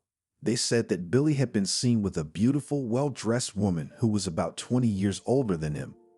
When Billy showed one of his classmates a photo of him with his mother, the legend was all that was left. The beautiful, well-dressed woman was Cindy. But the people did not rest on this, and after a while rumors of his unconventional orientation. Soon everyone was convinced that this is not true. The future promising engineer's girlfriend turned out to be Juliana, the Institute's barmaid. And what did he find in her? Whispered students, hurt by the fact that the blue-eyed handsome man ignored them in favor of some barmaid. Only Sarah, Billy's classmate, had thought to put the question differently. Maybe she had found it, not him? The shrewd girl was not far from the truth. Julian had a pretty doll face, a seductive shape, and a desire to marry. A rich one, if only. The girl was sure that her virtues were enough for that. But the barmaid, who did not suffer from excessive intelligence, did not think that life is much more complicated than she thought. Once Juliana worked as a waitress in a cafe, and there she drew the attention of a respectable gentleman, which people called daddies. In anticipation of a beautiful life, the girl quit the cafe. And 3 months later, Mickey, as the name of the sponsor, found another shallow hunter for easy money. Left without a job and a rich daddy, Julian became despondent. But then it hit her. We should go out hunting, she thought cheerfully. Julian now realized that the age-old daddy was a temporary option anyway. No, yet one should look for an object for a permanent relationship, and in the long run for a strong and happy marriage. Therefore, the best place for hunting was a cafe where the golden youth hung out. The girl had some money left, enough to sit in an elite institution with taste. And if she was lucky, she wouldn't have to spend it. Juliana went to the hairdresser, chose the best dress bought by her daddy, and went in search of prey. 15 minutes later, she was approached by a handsome, expensively dressed major, whose name was Harry. The young people got to talking. Julian was ashamed to admit that she had nothing to do with the golden youth and had quit their cafe not long ago. And the reason for the dismissal? Not thinking long, the girl said that her father is the general director of the company and her mother is the manager. I see, family business. What kind of company? Harry asked with interest. Ah, well, so it's not here, but Julian found herself. The girl was not modest about her education either. She told her new acquaintance that she studied at the university at the Faculty of Economics. Respectfully stretched out the guy. An economist, then? Yes, Julian smiled disarmingly and thought that in a way she was. The young men began dating. Harry turned out not to be some kind of major slacker, but an aspiring entrepreneur. He had a small company producing plastic windows. Harry gave the girl flowers and boxes of expensive chocolates. And one day the guy told Julian that he wanted to meet her parents. The girl didn't know whether to laugh or cry. For once, Juliana met a wealthy young man, and she could not even introduce Harry to her family, all because of her lies. Julian's parents had nothing to do with business. Her father was a construction worker and her mother was a supermarket clerk. And my parents are away right now, Julian replied. That's too bad. The boy replied, "For how long?" "A month and a half to 2 months." "You know what? Then I'll introduce you to my parents." "Really?" Julian was embarrassed. "Well, why not?" The meeting with Harry's parents took place on Saturday, and it was unforgettable. On the occasion of such an important event, Julian wore a little black dress, which was also donated by a former sponsor. I remember that at the time she was surprised that such a simple-looking dress cost a lot of money. "Remember, it's called noble simplicity," Mickey said instructively. "And it costs a lot of money, a lot more than brightness and glitter." Julian thought this dress would be a great way to meet the parents of a young rich man. She chose boat shoes and a clutch, unencumbered with decorations, and did her makeup in nude colors. Julian was sure that the noble simplicity would be appreciated. "Come in, don't be shy," Harry said cordially. He took the girl by the hand and led her into the hall, where the guy's parents and a fancy table were waiting for them. "Mom, Dad," said the boy solemnly, "meet Julianne. This is Julianne, my girlfriend." Seeing Harry's father, Juliana automatically backed away. In front of her was Mickey, her ex-daddy. He was staring at Julianne, and she thought he was going to say something mean. But nothing of the sort happened. Harry's father, as if nothing had happened, greeted the girl, introduced himself, and then introduced his wife. Lucy was a beautiful, slender, and sophisticated woman. What did these daddies lack? Thought Julian involuntarily at the sight of the mature beauty. Oh yes, and she thought that such embarrassments happen only in the movies. "Julian, what do you do?" Lucy asked with a smile. The girl's tongue stuck to the sky, and it was incredibly difficult to lie in the presence of a person who knew the whole truth about her. "And Julian is an economics student," Harry answered for her. "Really?" smirked Mickey. It was unlikely that his wife and son noticed the smirk. And if they did, so what? They didn't realize anything anyway. I wonder if they realized the antics of the father of the family. Giggled Julianne to herself. "Good girl," praised Lucy. "Who are your parents, if it's no secret?" The girl remained silent, and Harry, writing it off to her excitement, came to the rescue again. Julianne's parents have a firm in St. Petersburg. Even so, the head of the family nodded ironically. More than anything else in the world, the girl wanted to run away from this house. She scolded herself. "Now I have to think of a way to get out of here. It's a shame, of course, but Mickey won't let us be together. And what to do with businessmen parents?" Hearing the smartphone trinkle, notifying the owner of a messenger message, Julianne apologized. "Probably the parents," she said. Nothing, Lucy knew.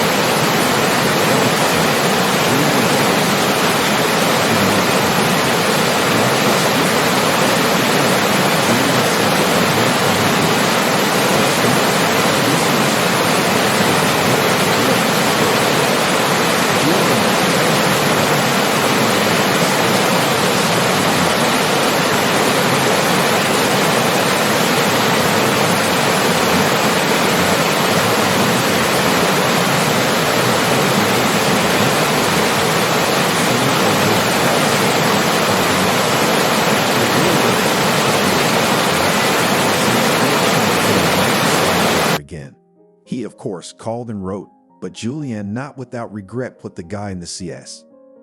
When she told this story to her friend Vala, she laughed until she fell.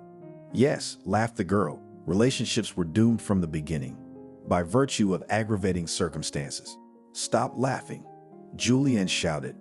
"By the way, guys like that don't just walk down the street." "That's true," Valia nodded seriously. "But on the other hand, he's not the only one. And men like you, so it's too early to be discouraged. But I won't go to the cafe for golden youth anymore." "You don't have to," my friend exclaimed. "You know, Julian, there aren't really that many good guys among them. It's just that you were lucky at the time. And most of them are mama's boys and daddy's boys. And most of them have a nasty temper. Do you want that? What are you suggesting? You want to get married? What's wrong with university students?" Yes, I know. Now you say that they have no money, not counting the penny scholarship. That's true, but there's a catch. What's the difference? It's obvious. They don't have anything now, but when they get their diplomas and get on their feet.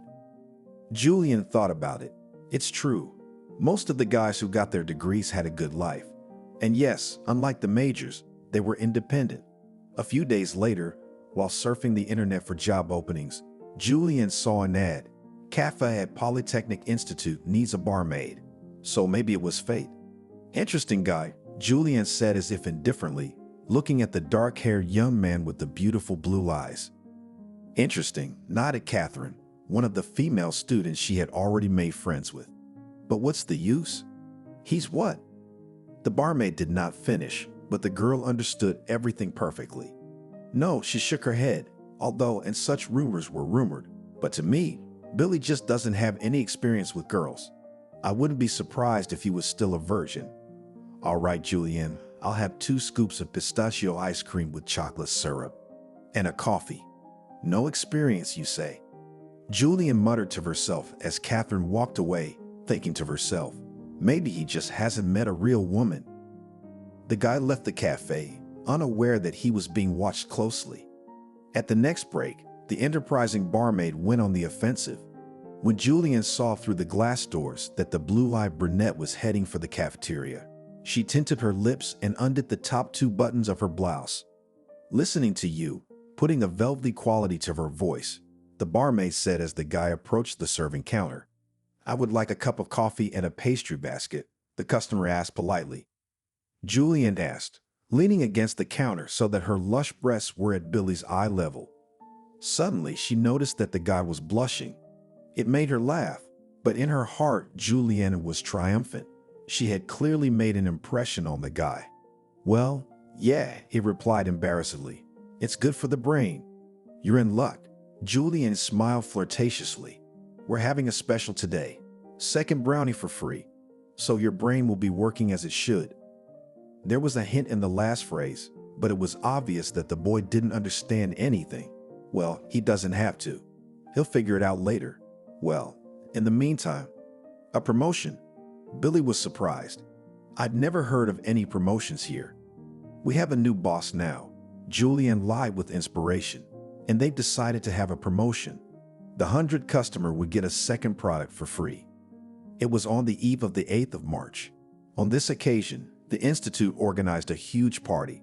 The party was attended not only by students, teachers, and administration, but also by junior staff, checkroom attendants, cleaners, canteen attendants, and everyone else. When the white dance was announced, Julian didn't hesitate to invite Billy. The barmaid clung to him in a way that made him uncomfortable, and half an hour later, the student was already opening the dorm room door. Please, Billy said with a smile. The news of the affair between the student and the barmaid spread through the institute with the speed of a spring forest fire. The boy's friends went into a stupor. Billy's birthday was celebrated in the dormitory. The girls were preparing a festive dinner, and Julian was busily commanding the parade. The barmaid didn't mind the meaningful glances the girls gave her. Julian's look said, envy and silence, and they were, needless to say, jealous. The boys had their own point of view. What are you doing, Pacan?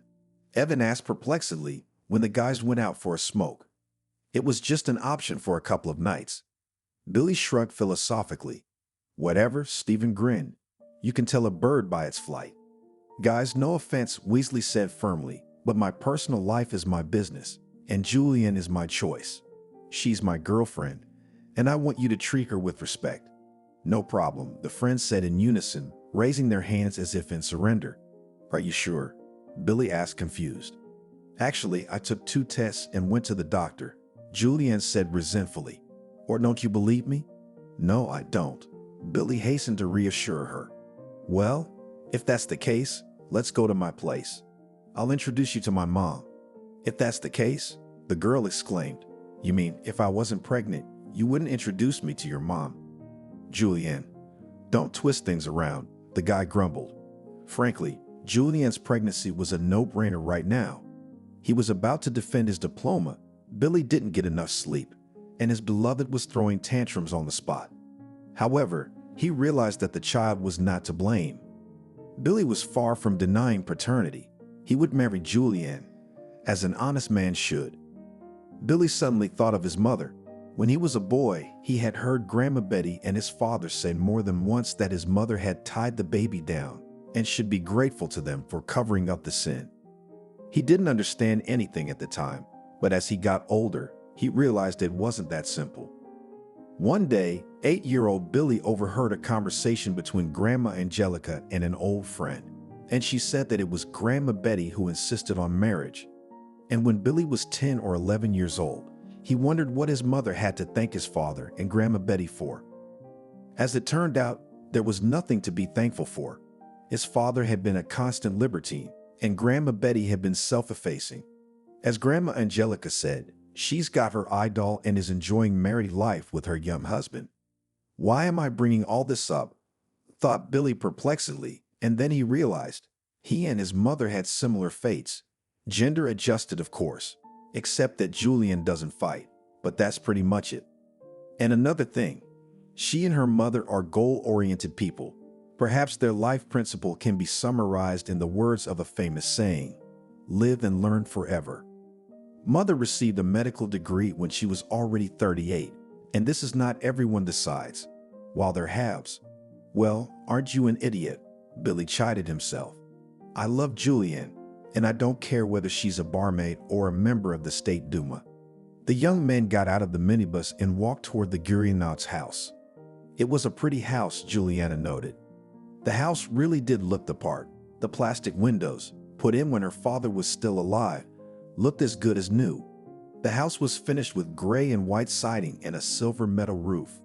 The improvised landscaping using car tires and kefir bottles also looked very nice, especially now when peonies, violets, and irises were blooming in the beds of tires, exuding a marvelous smell. Glad you like it, Billy smiled. A beautiful, slender brunette with the same blue eyes as his came out onto the porch. You didn't tell me you had a sister, Julianne said. So I don't have a sister, laughed Billy. Meet my mom, Cindy.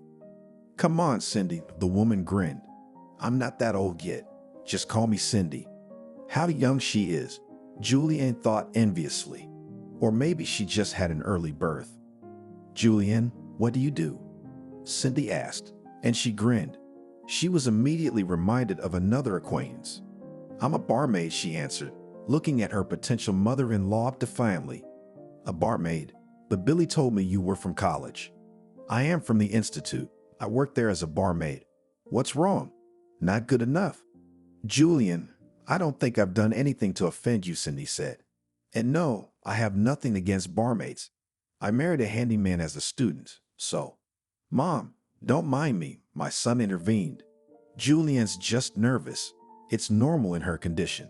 Hormones, you know. Oh my God, Cindy burst out. Guys, you have to warn me. What difference would it have made? The girl squinted. Julian, why are you being so hard on yourself? Of course, it wouldn't have changed anything. But this isn't about buying a dog, is it? And by the way, I'm a doctor, and I know a lot of specialists. Good specialists. No thanks, she shook her head. We in the regional center with this problem is not. Well, as you know. She doesn't sound sincere, Cindy told her friends. Oh, I can feel it in my heart that this isn't gonna end well. Can't Billy see past his own nose? Cindy, Ariana said mockingly. Doesn't this remind you of anything? Imagine it does, she exclaimed. Is that a reason to let your son get involved with who knows who? I'm pretty sure that that woman's got Billy wrapped around her finger. I don't mean that in a reproachful way. It's just that you know that when you're in love, you think, this is the only person I'll ever be happy with. Isn't that right? Yes, Cindy nodded sadly. So what do we do now? What? Selena hummed cheerfully. You need a man.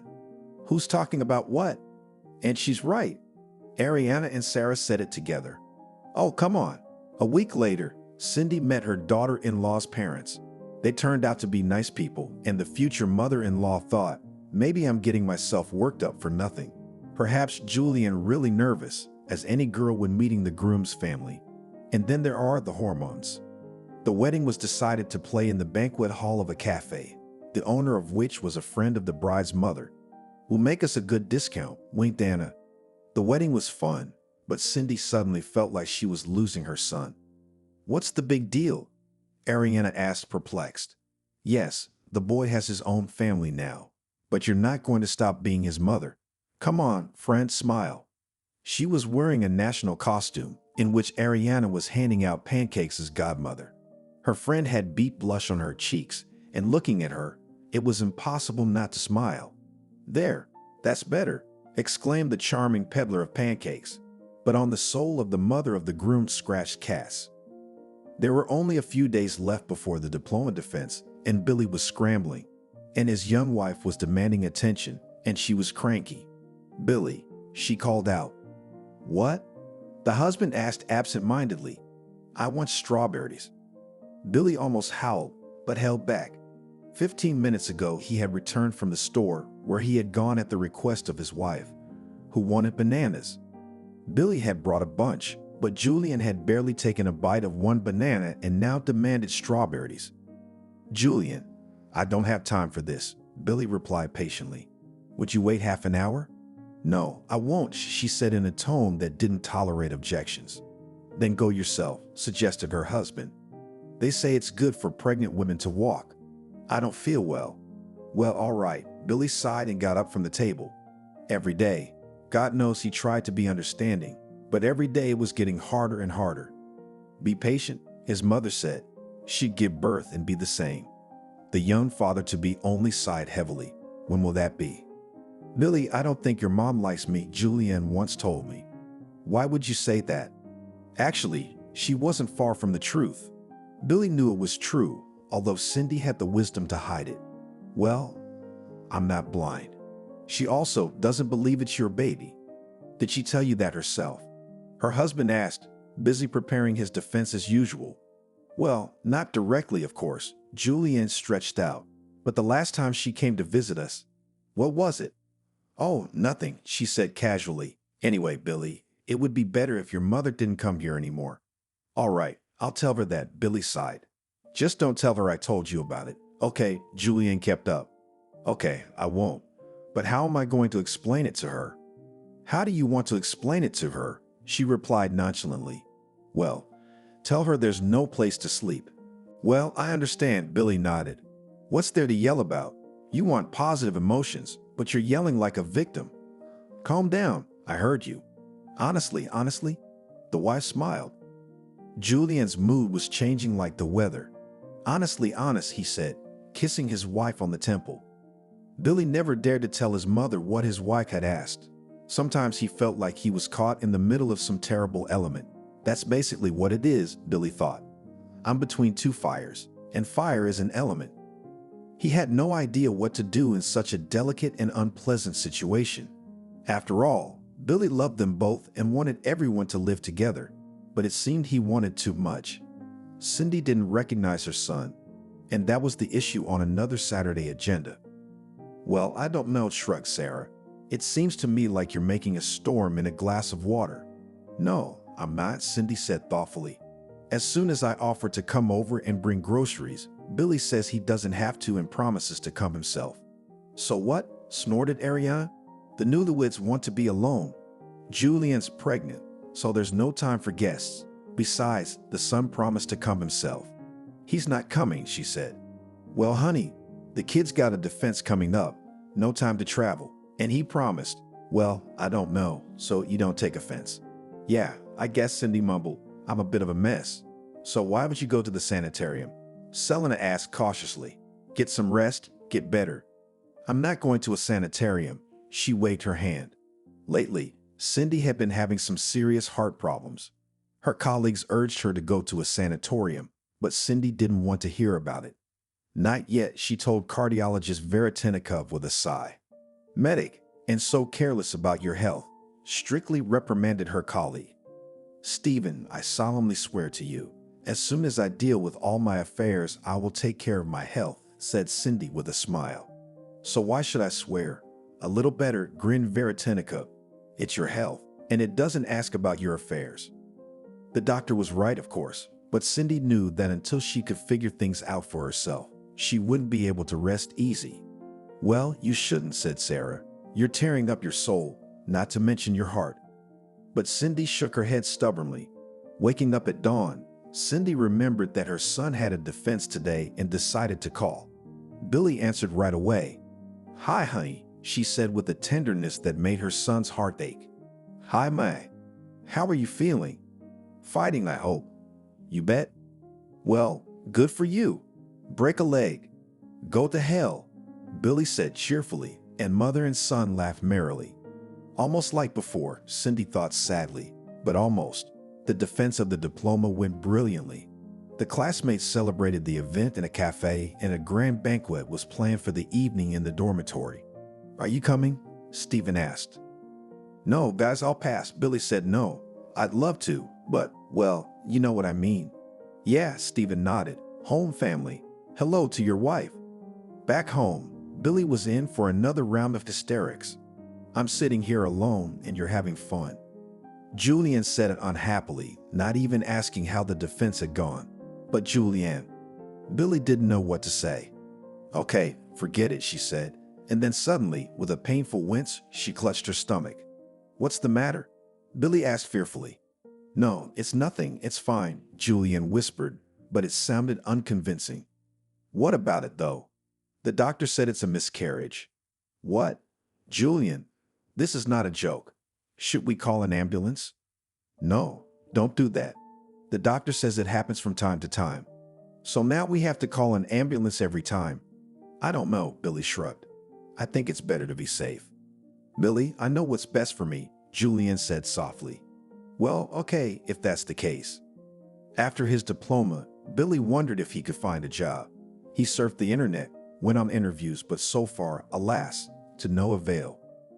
Julian grumbled that her husband wasn't spending enough time with her, to which Billy remarked, "Julian, I apologize profusely, but what are we going to live on? On your barmaid's salary? What's wrong with my job?" Julian stood up. "Yes, I have no higher education, and I work as a simple barmaid, but you knew who you were marrying." "What's that got to do with it?" He was surprised.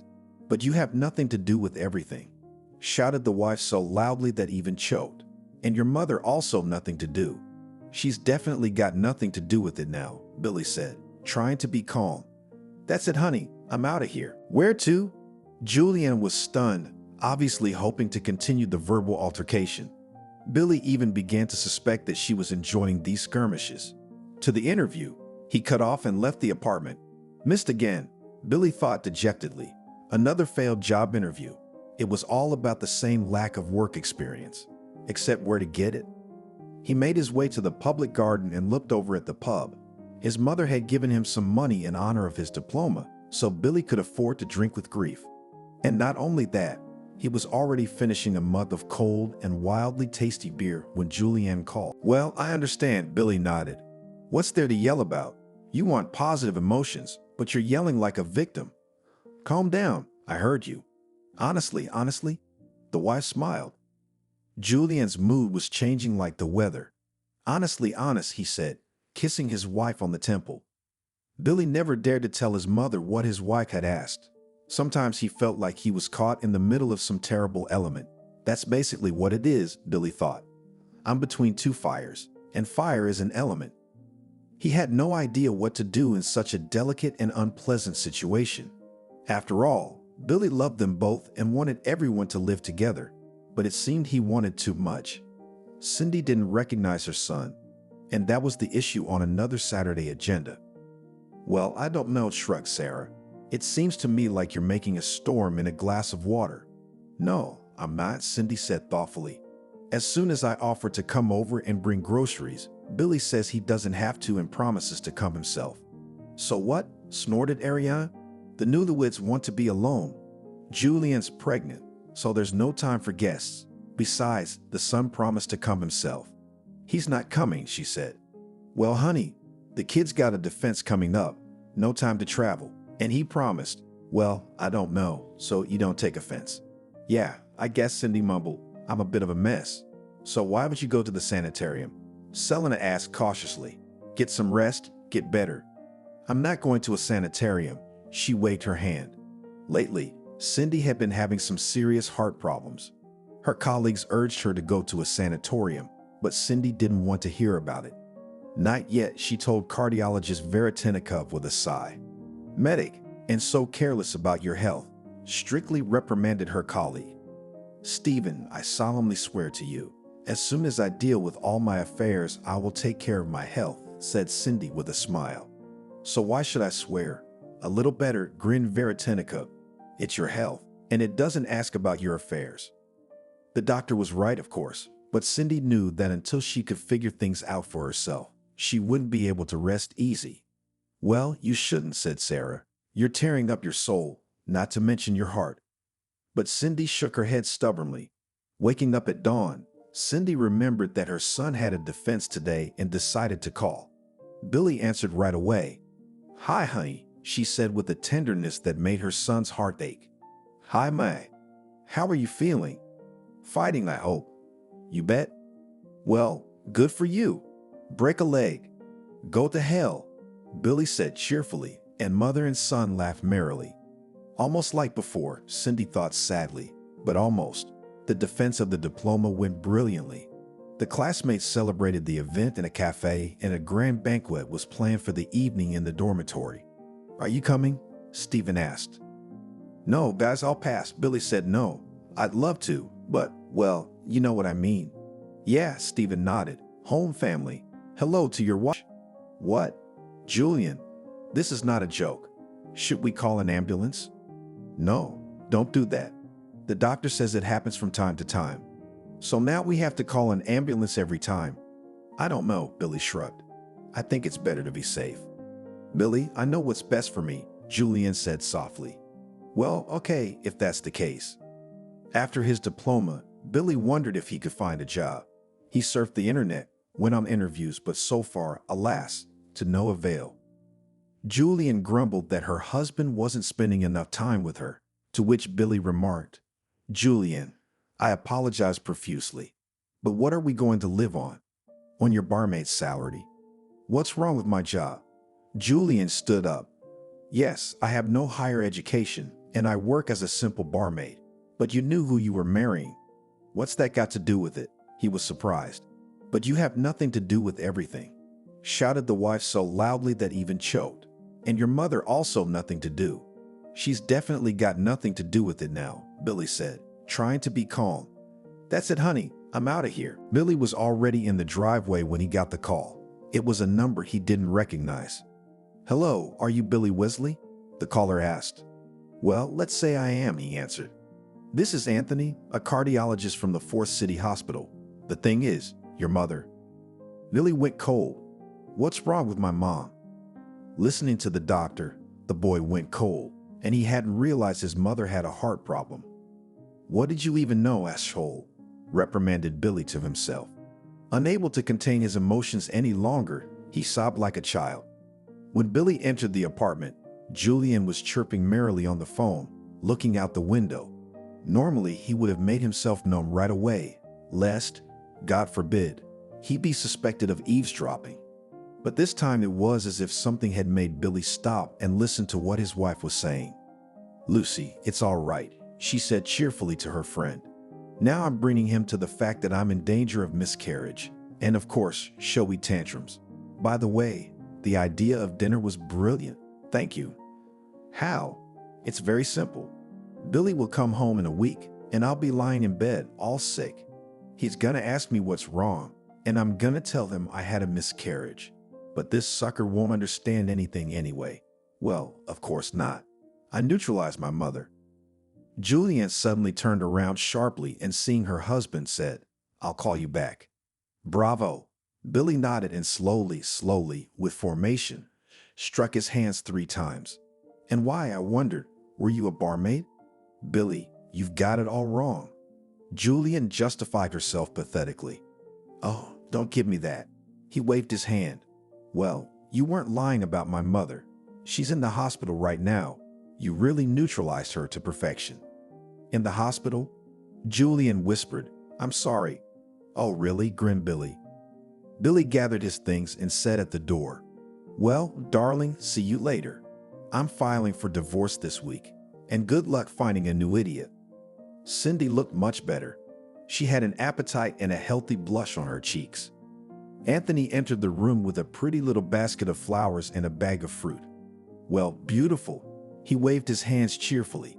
"But I think you'll look even more beautiful now. If, of course, it is possible." "And what will happen?" the patient asked with a smile. "Now you will see." Anthony answered and turned to someone standing in the corridor. "Please, may I?" shyly asked painfully familiar and so dear voice. "Mom, I'm sorry. I was such an idiot." "Billy," Cindy exclaimed and cried. "Come here, I'm gonna kick your ears off." "Kick your ears off," my son humbly replied. "I've earned it." "Son, meet Anthony," she said. "A very good man and, well, he is." "Mom, I understand everything," the son replied with a smile, looking meaningfully at the basket of flowers. "And something tells me that it is he who will help you forget all your troubles." "Mom, you know what I remember?" "What do you remember?" "Cindy, Anthony, and Billy coming out of the registry office. I remembered how you graduated from the institute, and I just started studying," answered my son. So you're getting married and I'm getting divorced," Billy sighed. Cindy hugged her son and said, "You'll be happy yet." They got into the car and drove to the restaurant, where the closest parents of the newlyweds, Betty, some of Anthony's friends, and of course Ariana, Selena, and Sarah were waiting for them. Anthony held Cindy's hand, and she smiled serenely and thought, "And I, silly me, was afraid of change."